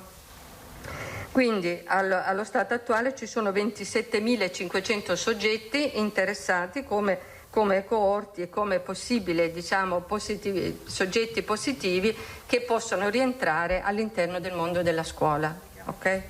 Sì, perché ci sono questi 4.358 positivi, ma se andate a vedere la scuola secondaria ne abbiamo 1.378. È vero che la scuola secondaria è stata chiusa fino a ora, no?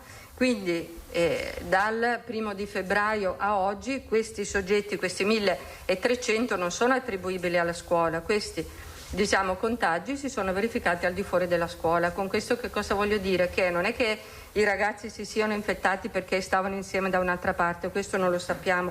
Forse sono contatti di casi positivi, quindi di altri, o nell'ambito familiare, insomma, o in altri ambiti si sono contagiati. Comunque questi sono 1.378 positivi che rientrano nella fascia dai 14 ai 18 anni.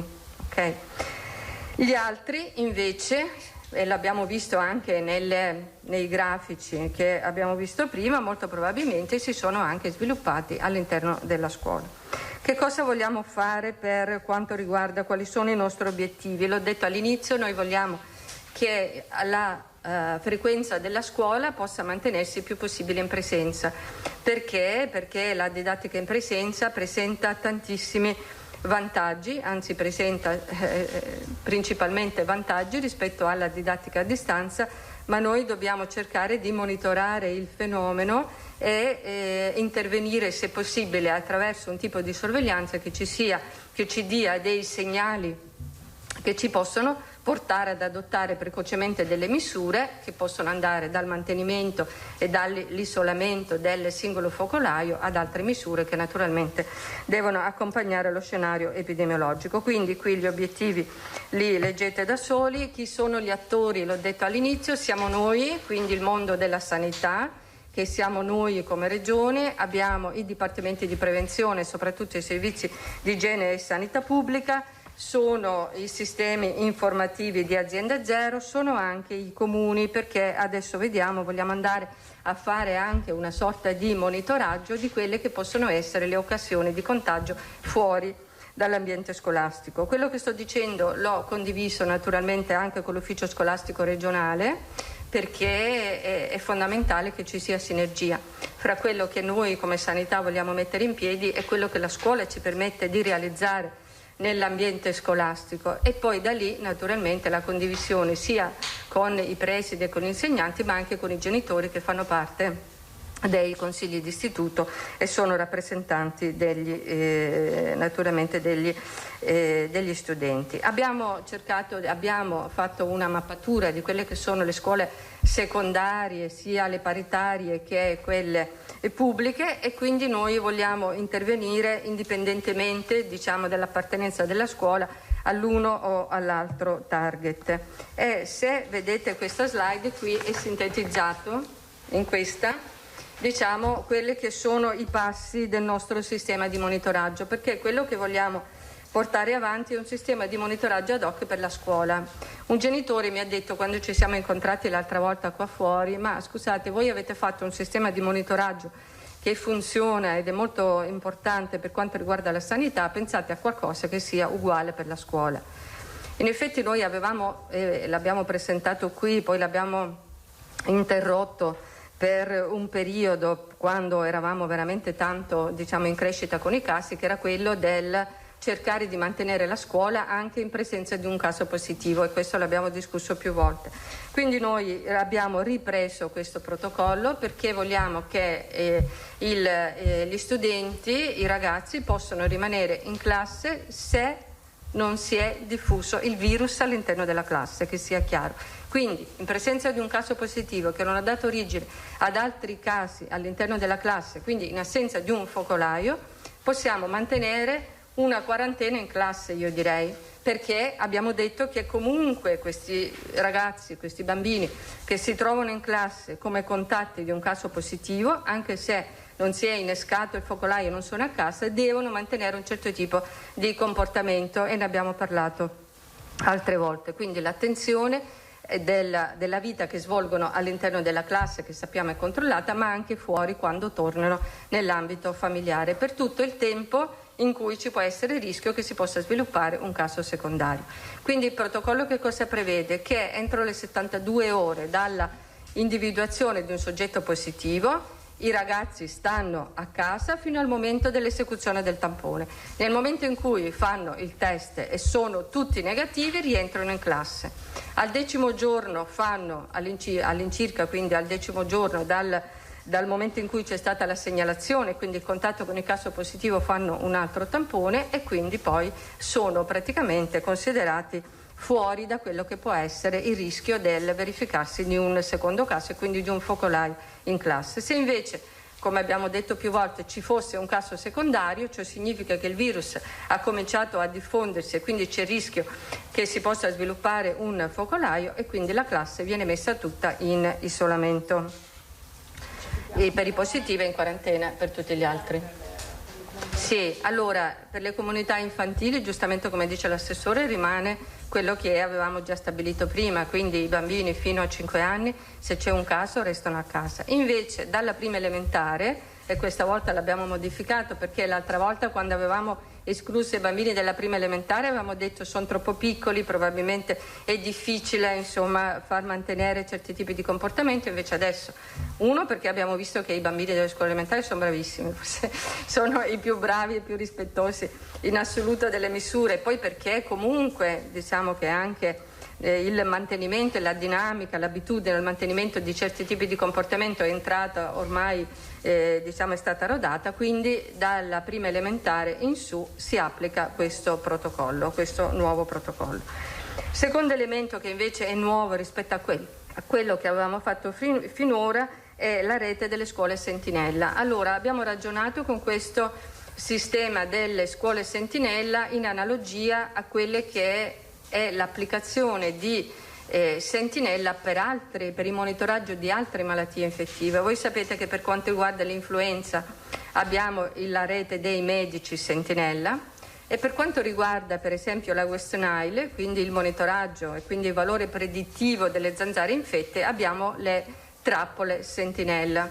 Ne abbiamo una ogni 10 km quadrati in Veneto. E sono degli indicatori che ci permettono di avere degli alert e di andare poi a sviluppare delle misure specifiche. Allora abbiamo pensato di tracciare all'interno del territorio regionale, di individuare delle scuole che possono essere delle scuole sentinella, quindi delle scuole che noi andiamo ad individuare, degli istituti di scuole superiori che andiamo a individuare per provincia, e lì faremo un monitoraggio continuo dal momento in cui la scuola aderisce alla fine della scuola, che sarà continuo, che ci permetterà di testare questi ragazzi. Adesso poi entro nello specifico di questo. Poi abbiamo pensato a un progetto di autosomministrazione del test, anche questo potrebbe essere uno stato di avanzamento che vorremmo sperimentare per valutarne la fattibilità e la sostenibilità. E poi fare appunto questi screening che diceva prima il Presidente e poi dei flussi ad hoc. Andiamo a quello delle scuole sentinella, perché è così. Allora, le scuole sentinella, abbiamo fatto questo tipo di valutazione con l'Università di Padova, col professor Baldo, che naturalmente poi interagisce anche con l'Università di Verona, quindi non è solo l'Università di Padova, ma è il sistema della sanità pubblica, quindi delle scuole di igiene che lavora con noi, e abbiamo pensato di individuare 15 scuole, poi trovate anche distribuite in base alla provincia, alla dimensione della provincia, in alcune province che sono più piccole 1 o 2, nelle province più grandi 2 3, e lì in queste scuole dove avremo di scuole superiori, dove quindi avremo dalla prima alla quinta, noi vogliamo testare gli studenti una sezione per settimana, quindi ogni settimana verranno testati dalla prima alla quinta la sezione A, poi la sezione B, poi la terza settimana la sezione C e così via.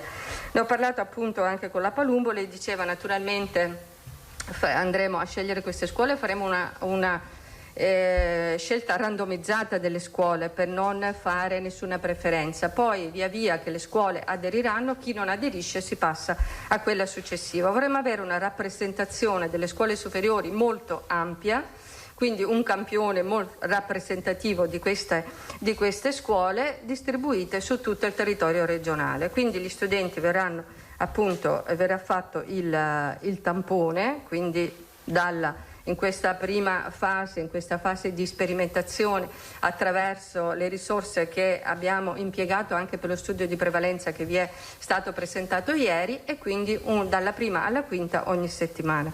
Avremo una prima fase in cui 7 scuole di queste scuole superiori verranno testate tutte le sezioni, tutte in una volta, quindi per fare un punto zero, e poi quando invece entriamo nel vivo del monitoraggio una sezione alla settimana. Invece, e questo per quanto riguarda la cosiddetta rete delle scuole sentinella. È chiaro che queste scuole sentinella, via via che avremo i dati e se dovessimo avere dei positivi, valuteremo come comportarci con le altre scuole che insistono sullo stesso territorio, perché quello per noi è un indicatore di un movimento, di una situazione epidemiologica che si sta muovendo. Al contrario, se dovessimo avere un comune dove riscontriamo un'alta incidenza, e ci è successo nel corso del nostro monitoraggio, abbiamo fatto proprio dei focus sui comuni che presentavano una maggiore incidenza e sono state applicate delle misure particolari, in quel comune andremo a monitorare ad hoc anche le scuole che insistono per quella situazione di incidenza elevata. Questo per quanto riguarda le scuole sentinella. Per quanto riguarda invece il discorso dell'auto, e poi qui vedete, in questo abbiamo scritto, in questa slide abbiamo scritto le fasi che riguardano le scuole sentinella. L'abbiamo fatto in maniera abbastanza semplice, spero, esplicativa. E poi abbiamo invece l'autosomministrazione vigilata. Cosa vuol dire? È chiaro che il sistema non solo deve essere in grado di darci delle informazioni di natura epidemiologica che ci permettono di bloccare la circolazione del virus e quindi di intervenire sulla popolazione scolastica e sulla popolazione in generale, perché poi lo studente rappresenta un componente della famiglia, quindi se andiamo a bloccare la circolazione del virus lo facciamo anche riducendo che questa si diffonda poi nella famiglia e poi nella popolazione. Ma volevamo anche testare la possibilità, verificare se è applicabile un modello di autosomministrazione vigilata del test. Cosa vuol dire? Noi forniremo agli studenti delle terze medie, una per provincia, una classe per provincia, i test fai da te, che i ragazzi e i docenti, perché rientrano anche i docenti che insistono nelle classi, naturalmente non li ho menzionato, ma sono considerate anche nelle scuole sentinella di cui prima, quindi vengono anche loro sottoposti allo screening periodico. Quindi per l'autosomministrazione noi daremo i test, ci sarà presente un operatore sanitario, gli studenti faranno un training e anche i docenti, e una volta ogni 15 giorni faranno questo test. Se lo somministreranno da soli, quindi sotto la guida dell'operatore, faranno le goccette nella saponetta, lo leggeranno insieme, e quindi questo è da un lato una responsabilizzazione dello studente e anche degli insegnanti, e poi un monitoraggio che si può fare, appunto, che faremo ogni 15 giorni. Perché facciamo questa sperimentazione? Perché mi ricollego al concetto che abbiamo detto prima, potremmo essere costretti a convivere con questo virus e quindi avere la possibilità di capire e di valutare attraverso una sorveglianza che affidiamo in parte alla scuola e quindi agli insegnanti, soprattutto al mondo della scuola, e lavorare in sicurezza, cioè avere la possibilità di stare in classe in sicurezza, o perlomeno riducendo al massimo quella che è la possibilità di avere dei casi asintomatici e poi di dare origine a focolai con conseguenti chiusura della scuola, diffusione della malattia e tutto quello che sappiamo. Quindi questo io ne ho parlato anche con l'Istituto Superiore di Sanità, naturalmente è una cosa che facciamo in maniera sperimentale, che sarà volontaria, e quindi alle scuole spiegheremo a questa classe della terza media che vorrà aderire e avremo la possibilità, spero, di poter portare avanti questo tipo di sorveglianza. Poi vi trovate un po' le mappe perché vorremmo coprire insomma tutto il territorio. Naturalmente questi ipotetici istituti avranno un nome e i ragazzi che parteciperanno. Gli screening nei contesti di socializzazione, anche questo è importante perché abbiamo detto il mondo della scuola non vogliamo che venga targetizzato come il posto dove si diffonde l'infezione, perché pur essendo una comunità non è detto che sia l'origine del caso indice, può essere che il soggetto si sia infettato fuori o che sia un genitore, un convivente ad avere l'infezione e poi a far sì che si inneschi questo focolaio. Quindi vogliamo andare a testare negli ambienti di socializzazione e di ricreazione all'esterno del mondo scolastico, facendo dei tamponi. Sono stati fatti questi test, come ha detto il professor Baldo, in diversi ambienti, l'avete visto ieri, nei supermercati eccetera. Invece noi li vogliamo adesso focalizzare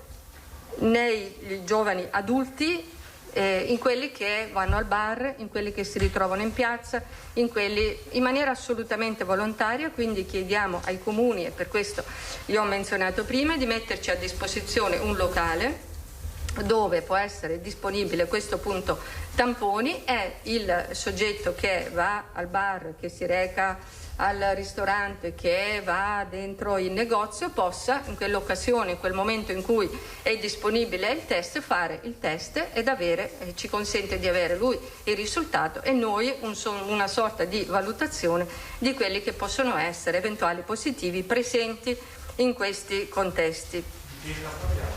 Allora, noi non abbiamo specificato, abbiamo detto giovani adulti, quindi io considero fino ai 25 anni. Abbiamo considerato perché se voi, quando abbiamo secondo noi quella che è, come si può dire, l'individuazione di un punto dove la gente si contagia, perché non è il posto dove ci si contagia, è il comportamento che porta al contagio. E quindi se abbiamo una responsabilizzazione, secondo me questi tipi di azioni e questi tipi di sorveglianza possono portare alla responsabilizzazione dei giovani adulti e dei ragazzi, che sono già abbastanza responsabili, avremo la possibilità anche di vedere quanto pesa l'ambiente frequentato rispetto all'innesco della positività. Quindi faremo anche dei questionari sulle abitudini che sono collegate. Allora, in contemporanea a tutto questo sistema che vogliamo mettere in piedi, è chiaro che dobbiamo avere un sistema informativo, quindi di raccolta dati e di elaborazione, che ci permette poi di rappresentare in maniera statistica, in maniera di dato, in forma di dato, quello che succede in questi ambienti. Quindi abbiamo sviluppato in parallelo nel nostro sistema di biosorveglianza dei campi che sono specifici per valutare, per pesare questo tipo di sorveglianza, e noi speriamo di avere la possibilità di fare periodicamente, ogni settimana, ogni 15 giorni, un bollettino che ci dica che cosa è emerso da questo tipo di sorveglianza. Ultimo punto, ma non meno importante, è quello della ricostruzione delle catene di contagio. Cosa vuol dire? Vuol dire che in forma anonimizzata verranno valutati i casi che sono in contatto fra di loro, che sono collegati fra di loro.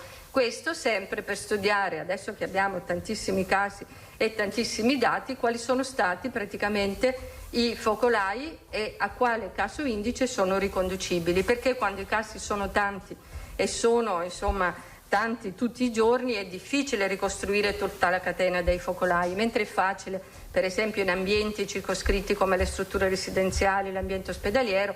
Nella popolazione generale questo è più difficile, quindi noi vorremmo fare appunto insieme all'università questo tipo di lavoro di ricostruzione retrospettiva di quelle che sono state le catene di contagio. Ecco, questo è il nostro programma, è il nostro progetto, speriamo di riuscire a portarlo avanti. Io credo che con la scuola, con i genitori, con gli insegnanti riusciremo a portare avanti e dare avvio a questa sorveglianza che chiaramente verrà via via aggiustata man mano che naturalmente verrà applicata. Parisi, Pederiva, Giacomuzzo, Moscati, Prigioni? No. Dottoressa, buongiorno, quando si prevede possa partire questa sperimentazione? Allora, adesso noi ve l'abbiamo proprio presentato in anteprima, chiaramente, dopo averlo anche concordato con l'Istituto Scolastico, col mondo della scuola, con l'Istituto Scolastico regionale. Adesso accanto a questa esplicazione in diapositiva abbiamo scritto un documento che mandiamo anche al CTS, faremo un provvedimento di giunta già la prossima settimana e già la prossima settimana cominceremo a lavorare, siamo d'accordo con la dottoressa Palumbo, per l'individuazione delle scuole e quindi per far partire naturalmente l'informativa, la scelta degli istituti e poi insomma partiamo appena avremo le scuole aderenti con questo tipo di programmazione, con questo tipo di sorveglianza. Per quanto riguarda invece il protocollo, quello parte già da subito. Da lunedì. Il nuovo protocollo parte da lunedì. D'accordo, grazie. Pederiva. Angela Pederiva, Gazzettino. Buongiorno dottoressa. Tra 15 scuole sentinella, 7 scuole di autodiagnosi e piazze, diciamo, il target quante persone comprenderà? Studenti, docenti, giovani, adulti? Allora, adesso la numerosità precisa non ce l'abbiamo. Noi abbiamo fatto un conteggio, se pensiamo che ogni classe possa avere 22 studenti in media e quindi consideriamo 5 classi per ogni sezione, una media di 4 sezioni, abbiamo fatto un conteggio, adesso ho le tabelle. Se non lo facciamo noi, ok. Sono tanti, ma insomma ho anche messo, aspetti che avevo messo anche, eccoli qua. Allora abbiamo pensato che ci fosse ogni settimana dai 1.600 ai 2.000 studenti e dai 150 ai 250 insegnanti, quindi per mese sarebbero dai 650 ai 1.000 e per insomma nel lungo periodo oltre i 30.000 test. Però abbiamo bisogno naturalmente dell'ufficio scolastico regionale perché dipende dalla dimensione della scuola, abbiamo fatto un conteggio medio per avere chiaramente anche le dimensioni del lavoro che andiamo ad affrontare, però parlando con la dottoressa Palumbo lei è rimasta molto entusiasta e ha detto dobbiamo trovare delle scuole numerose, quindi adesso insomma vedremo. Mentre nelle piazze non è quantificabile ancora? Lì non è quantificabile perché dipenderà dal momento, dall'affluenza. Adesso pensavamo naturalmente che i giorni di massima affluenza sono quelli del fine settimana e ha senso che alcuni giorni siano quelli perché altrimenti i giovani sono a scuola e quindi non possono essere lì. Quindi alterneremo dei giorni di diciamo normale durante la settimana e anche i fine settimana. Ok, poi avevo 2 domande invece che avanzavo da prima, extra questo piano. Allora, una è se è cambiato qualcosa per quello che sa nel calcolo dell'R&T. Ieri ci arrivavano da alcune regioni anche vicine, tipo il Friuli Venezia Giulia, malumori perché si sarebbe basato il calcolo questa settimana su dati vecchi o comunque includendo di nuovo soltanto i tamponi molecolari, non gli antigenici. Le risulta? No. Ok. A noi i dati ci vengono mandati dall'Istituto Superiore di Sanità secondo i loro calcoli, noi sulla base naturalmente perché sapete che il database viene condiviso con l'istituto perché così è la legge che lo prevede, loro fanno diciamo delle previsioni e dei calcoli che poi noi naturalmente confermiamo. Ok, e poi invece una richiesta di una lettrice che è un igienista dentale del settore diciamo privato, dottoressa Ilaria Schiavon, chiede se conferma del fatto che questa categoria rientri nelle vaccinazioni della fase operatori sanitari, perché le risulta che la ULS 6 Euganea non la stia prevedendo, mentre altrove la 2 di Treviso e la 3 Serenissima sarebbero già la seconda iniezione. Rientra nella prima fase, quindi noi abbiamo dato indicazioni, quindi insomma può sollecitare l'USL di appartenenza che per quanto ci riguarda rientra nella prima fase, quindi dal lunedì riniziano quelli che non sono stati vaccinati neanche con la prima fase. Grazie. Giacomuzzo, Il Giornale di Vicenza. Dottoressa, mi scusi, non ho capito bene il senso dell'operazione dell'ultima tappa, la ricostruzione delle catene di contagio. Tutti i dati che avete verranno analizzati, da chi, in che tempi, ma l'obiettivo è di ricostruire, vuol dire trovare una sorta di paziente zero e da quanto, qual è il target che prendete in esame? No, allora non vuol dire, diciamo che adesso prenderemo i dati che abbiamo nel nostro database e sceglieremo un campione naturalmente per ogni provincia in modo che abbiamo una certa rappresentatività a livello regionale. Di questi casi cosa vogliamo fare? Vogliamo ricostruire le catene di contagio perché talvolta nella segnalazione di un soggetto positivo, che può essere, come ho detto prima, all'interno di una scuola o all'interno di un ambiente di lavoro, non sappiamo da dove è partita l'infezione. Quindi se il soggetto A, B e C è chi è stato o dove possibilmente è stata contratta l'infezione, perché per noi è molto importante questo discorso. Uno, perché la prevenzione si basa, come sapete, sul setting, quindi abbiamo il setting sanitario, il setting scuola, il setting ambiente di lavoro, il setting comunità, quindi le nostre misure devono essere tarate a secondo dell'ambiente frequentato dal soggetto che poi diventa positivo. Quindi è necessario rafforzare le misure di prevenzione, è necessario rafforzare l'informazione e la formazione, è necessario rafforzare la sorveglianza. Questi sono elementi che noi dobbiamo avere per calibrare quelli che sono i nostri interventi. Poi ci interessa anche per capire quale fascia di età è stata più sensibile, lo vediamo nella media, però da dove sono partiti questi casi?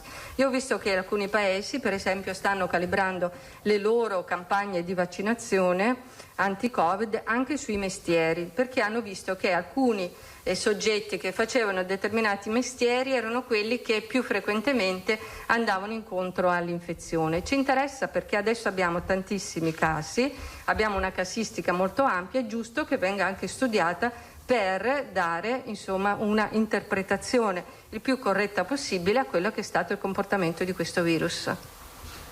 E questo tutto con le forze del... Allora, questo lo facciamo con l'aiuto dell'università, quindi non è un lavoro che si chiude naturalmente in poco tempo. Noi cominciamo, abbiamo questo accordo con l'Università di Padova che insieme ad altri colleghi statistici, matematici cominceranno a fare queste valutazioni, poi appena naturalmente avremo i primi risultati vi metteremo a conoscenza di quello che è emerso, però ritengo che sia importante avere la possibilità di guardare con un certo distacco anche quello che è successo e che sta succedendo, proprio per aiutarci poi ad improntare bene quelle che sono le misure di prevenzione.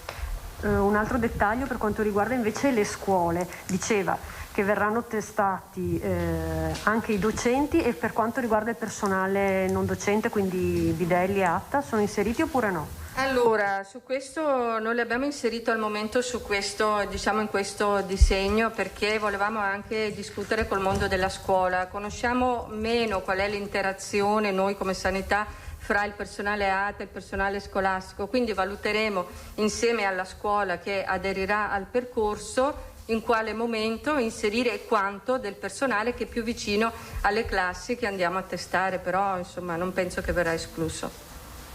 Le chiedo un'ultima cosa che invece riguarda i vaccini, mi è rimasto un dubbio, magari è banale però.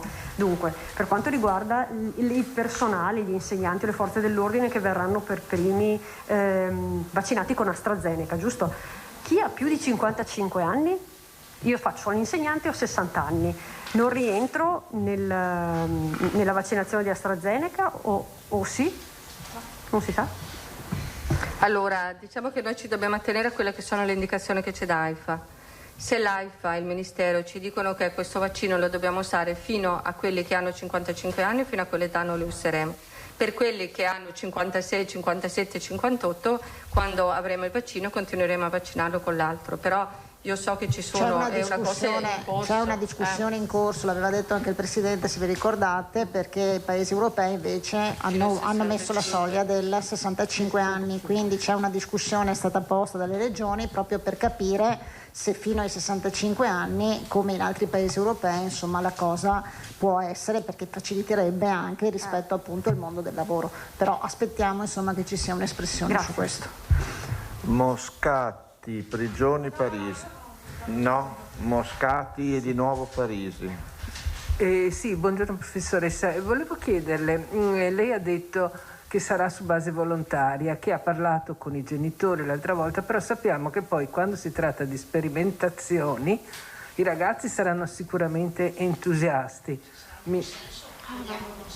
Benissimo, ecco, questa era la domanda. Certamente. E poi sperimentazione è un termine che noi applichiamo a un sistema di sorveglianza, non è che sperimentiamo nulla che non sia già utilizzabile, il tampone, il test. non sono cose sperimentali. Sperimentale è il modello, non l'effettuazione del test. Ecco, sì, grazie, perché così abbiamo chiarito. Siccome poi dopo succede di tutto. Certo, ecco. certo. Ecco, e a proposito delle categorie lavorative, mi veniva in mente anche questa, la nostra. Noi abbiamo fatto una sperimentazione praticamente, siamo stati testati per 3 mesi e mezzo. Quali sono i risultati in questo nostro settore? Non lo so, lo possiamo non siamo valutare. stati presi nel novero degli sperimentati. Siamo, come diceva Pappagone, siamo vincoli sparpagliati. Non siamo niente, va bene. No, non è vero. Siamo fuori da ogni... No, diciamo che lo scopo era un altro, quello. Sì, certo, ma quindi... visto e considerato che intanto si è testato come è stato fatto... Nulla vieta che non ci si possa pensare. Benissimo, le ho dato un'idea, grazie. Carlo, posso fare io una domanda? Prego, Assessore. No, perché secondo me arriva, quindi la chiariamo così se volete anche scriverla anche voi, no? Alcune, adesso non so se tutte le USL, ma alcune USL hanno scritto nella lettera di convocazione degli over 80 anche di arrivare muniti con il libretto delle vaccinazioni e le persone dicono io non ho il libretto delle vaccinazioni perché fa parte del fascicolo elettronico, quindi chiariamo anche questa cosa così eventualmente insomma diamo una spiegazione. Sì, certo, allora diciamo che noi abbiamo... Ne ha parlato il dottor Mongillo qualche giorno fa, un'anagrafe vaccinale che contiene tutti i dati. I soggetti anziani, ultra ottantenni, non è detto che abbiamo tutto lo storico, per cui chi ce l'avesse porta le vaccinazioni, perché quello rappresenta un momento per cui possiamo recuperare questo gap informativo se la persona ha fatto delle vaccinazioni che magari non sono state inserite all'interno dell'anagrafe vaccinale. Quindi è un'occasione per questo, lo chiediamo anche quando facciamo l'antitetanica, quando facciamo altre vaccinazioni che sono riservate a questa fascia di età, è l'occasione opportuna per recuperare un debito informativo che mettiamo naturalmente a sistema. Quindi spieghiamo bene che non è un problema, nel senso se uno non ha nulla ma arriva lo stesso. Si presenta lo stesso e la vaccinazione viene fatta. Certo, anche perché non è legata alle vaccinazioni che ha fatto prima, alla vaccinazione del Covid, perché è una vaccinazione che non c'entra niente con gli altri. E chiudiamo con Anna Maria Parisi, Media Nord-Est, grazie. Sì, dottoressa, questo specifico screening è attualmente in Italia l'unico presente? Allora, io questo non lo so che la Toscana sta facendo uno screening nelle scuole superiori, perché ho visto che loro, non so se è già partito, ho visto che loro hanno fatto un provvedimento, ma fanno un campione per ogni classe delle scuole superiori, non so se in tutte le scuole o meno, però loro erano partiti con questa cosa, non mi risulta di altre regioni. Io informalmente ne ho parlato con l'Istituto Superiore di Sanità, dicendo anche, illustrando più o meno insomma quello che volevamo fare, anche il test dell'autosomministrazione, quindi come possibile valutazione di una sorveglianza che abbiamo detto può essere insomma una forma di convivenza con la pandemia, e gli manderemo questo tipo di progetto anche all'istituto perché insomma possa considerarlo. No, volevo dire invece, perché poco fa il Presidente ha detto che ne avremmo parlato per quanto riguarda gli operatori e la sorveglianza degli operatori, noi stiamo rivedendo il piano di sanità pubblica anche per quanto riguarda lo screening degli operatori e quindi è chiaro che lì dovremmo tener conto, sì, infatti, perché lì dobbiamo tener conto di qual è lo screening da applicare ai soggetti che sono già stati vaccinati. Allora, noi abbiamo chiesto al Ministero, noi dico tutte le regioni, abbiamo chiesto al Ministero di darci delle indicazioni su questo, perché il Ministero deve comunque esprimersi sullo screening che bisogna fare dopo, però è chiaro che il Ministero aspetta anche che ci siano delle indicazioni internazionali. Quello che noi faremo nel frattempo è quello che ha accennato il Presidente: per le persone che hanno fatto già la seconda dose e sono passati almeno 15 giorni dalla seconda dose, cominceremo a fare il dosaggio degli anticorpi e le persone che hanno sviluppato gli anticorpi naturalmente non faranno il tampone ogni settimana o con la cadenza ravvicinata con cui è prevista al momento. Ma la faranno ugualmente ogni mese? Non lo faranno? Non abbiamo ancora deciso, però è chiaro che un soggetto che è protetto. Valuteremo via via. Grazie. Contrariamente a quello che dicevo, siccome vuole aprire deve anche chiudere, giustamente. No. Filippo Tosato. No, in effetti devo farle questa domanda perché mi dicono che dopo la sua segnalazione delle 700 casi di allergia... No, di allergia. No. Di reazioni. Di segnalazioni, ho detto, non allergie. Di segnalazione del vaccino. Ci sono già dei buontemponi che lanciano un allarme, sto vaccino ammazza tutti, fa morire non tutti. È vero. Ci dice per cortesia, ci definisce esattamente qual è l'incidenza di queste segnalazioni? Allora adesso vado a memoria, su 134.000 dosi abbiamo avuto 700 segnalazioni. Le segnalazioni sono quelle che vengono raccolte dagli operatori principalmente nel momento in cui viene fatta la seconda dose oppure dopo la prima dose e sono, ripeto, principalmente dolore al braccio, quindi sede nel punto di iniezione. Poi abbiamo avuto segnalazioni, ma adesso la numerosità proprio in frequenza assoluta non la so, sono state di stanchezza riscontrata il giorno dopo aver fatto il vaccino, qualcuno ha segnalato cefalea e qualche linea di febbre, fine. Cioè se questo voglio dire. Io credo che siano in linea, chi fa l'antinfluenzale lo sa, con la reazione possibile per alcuni soggetti dell'antinfluenzale. Stavo per dire che sono le stesse reazioni che si trovano nell'antinfluenzale in casi rari.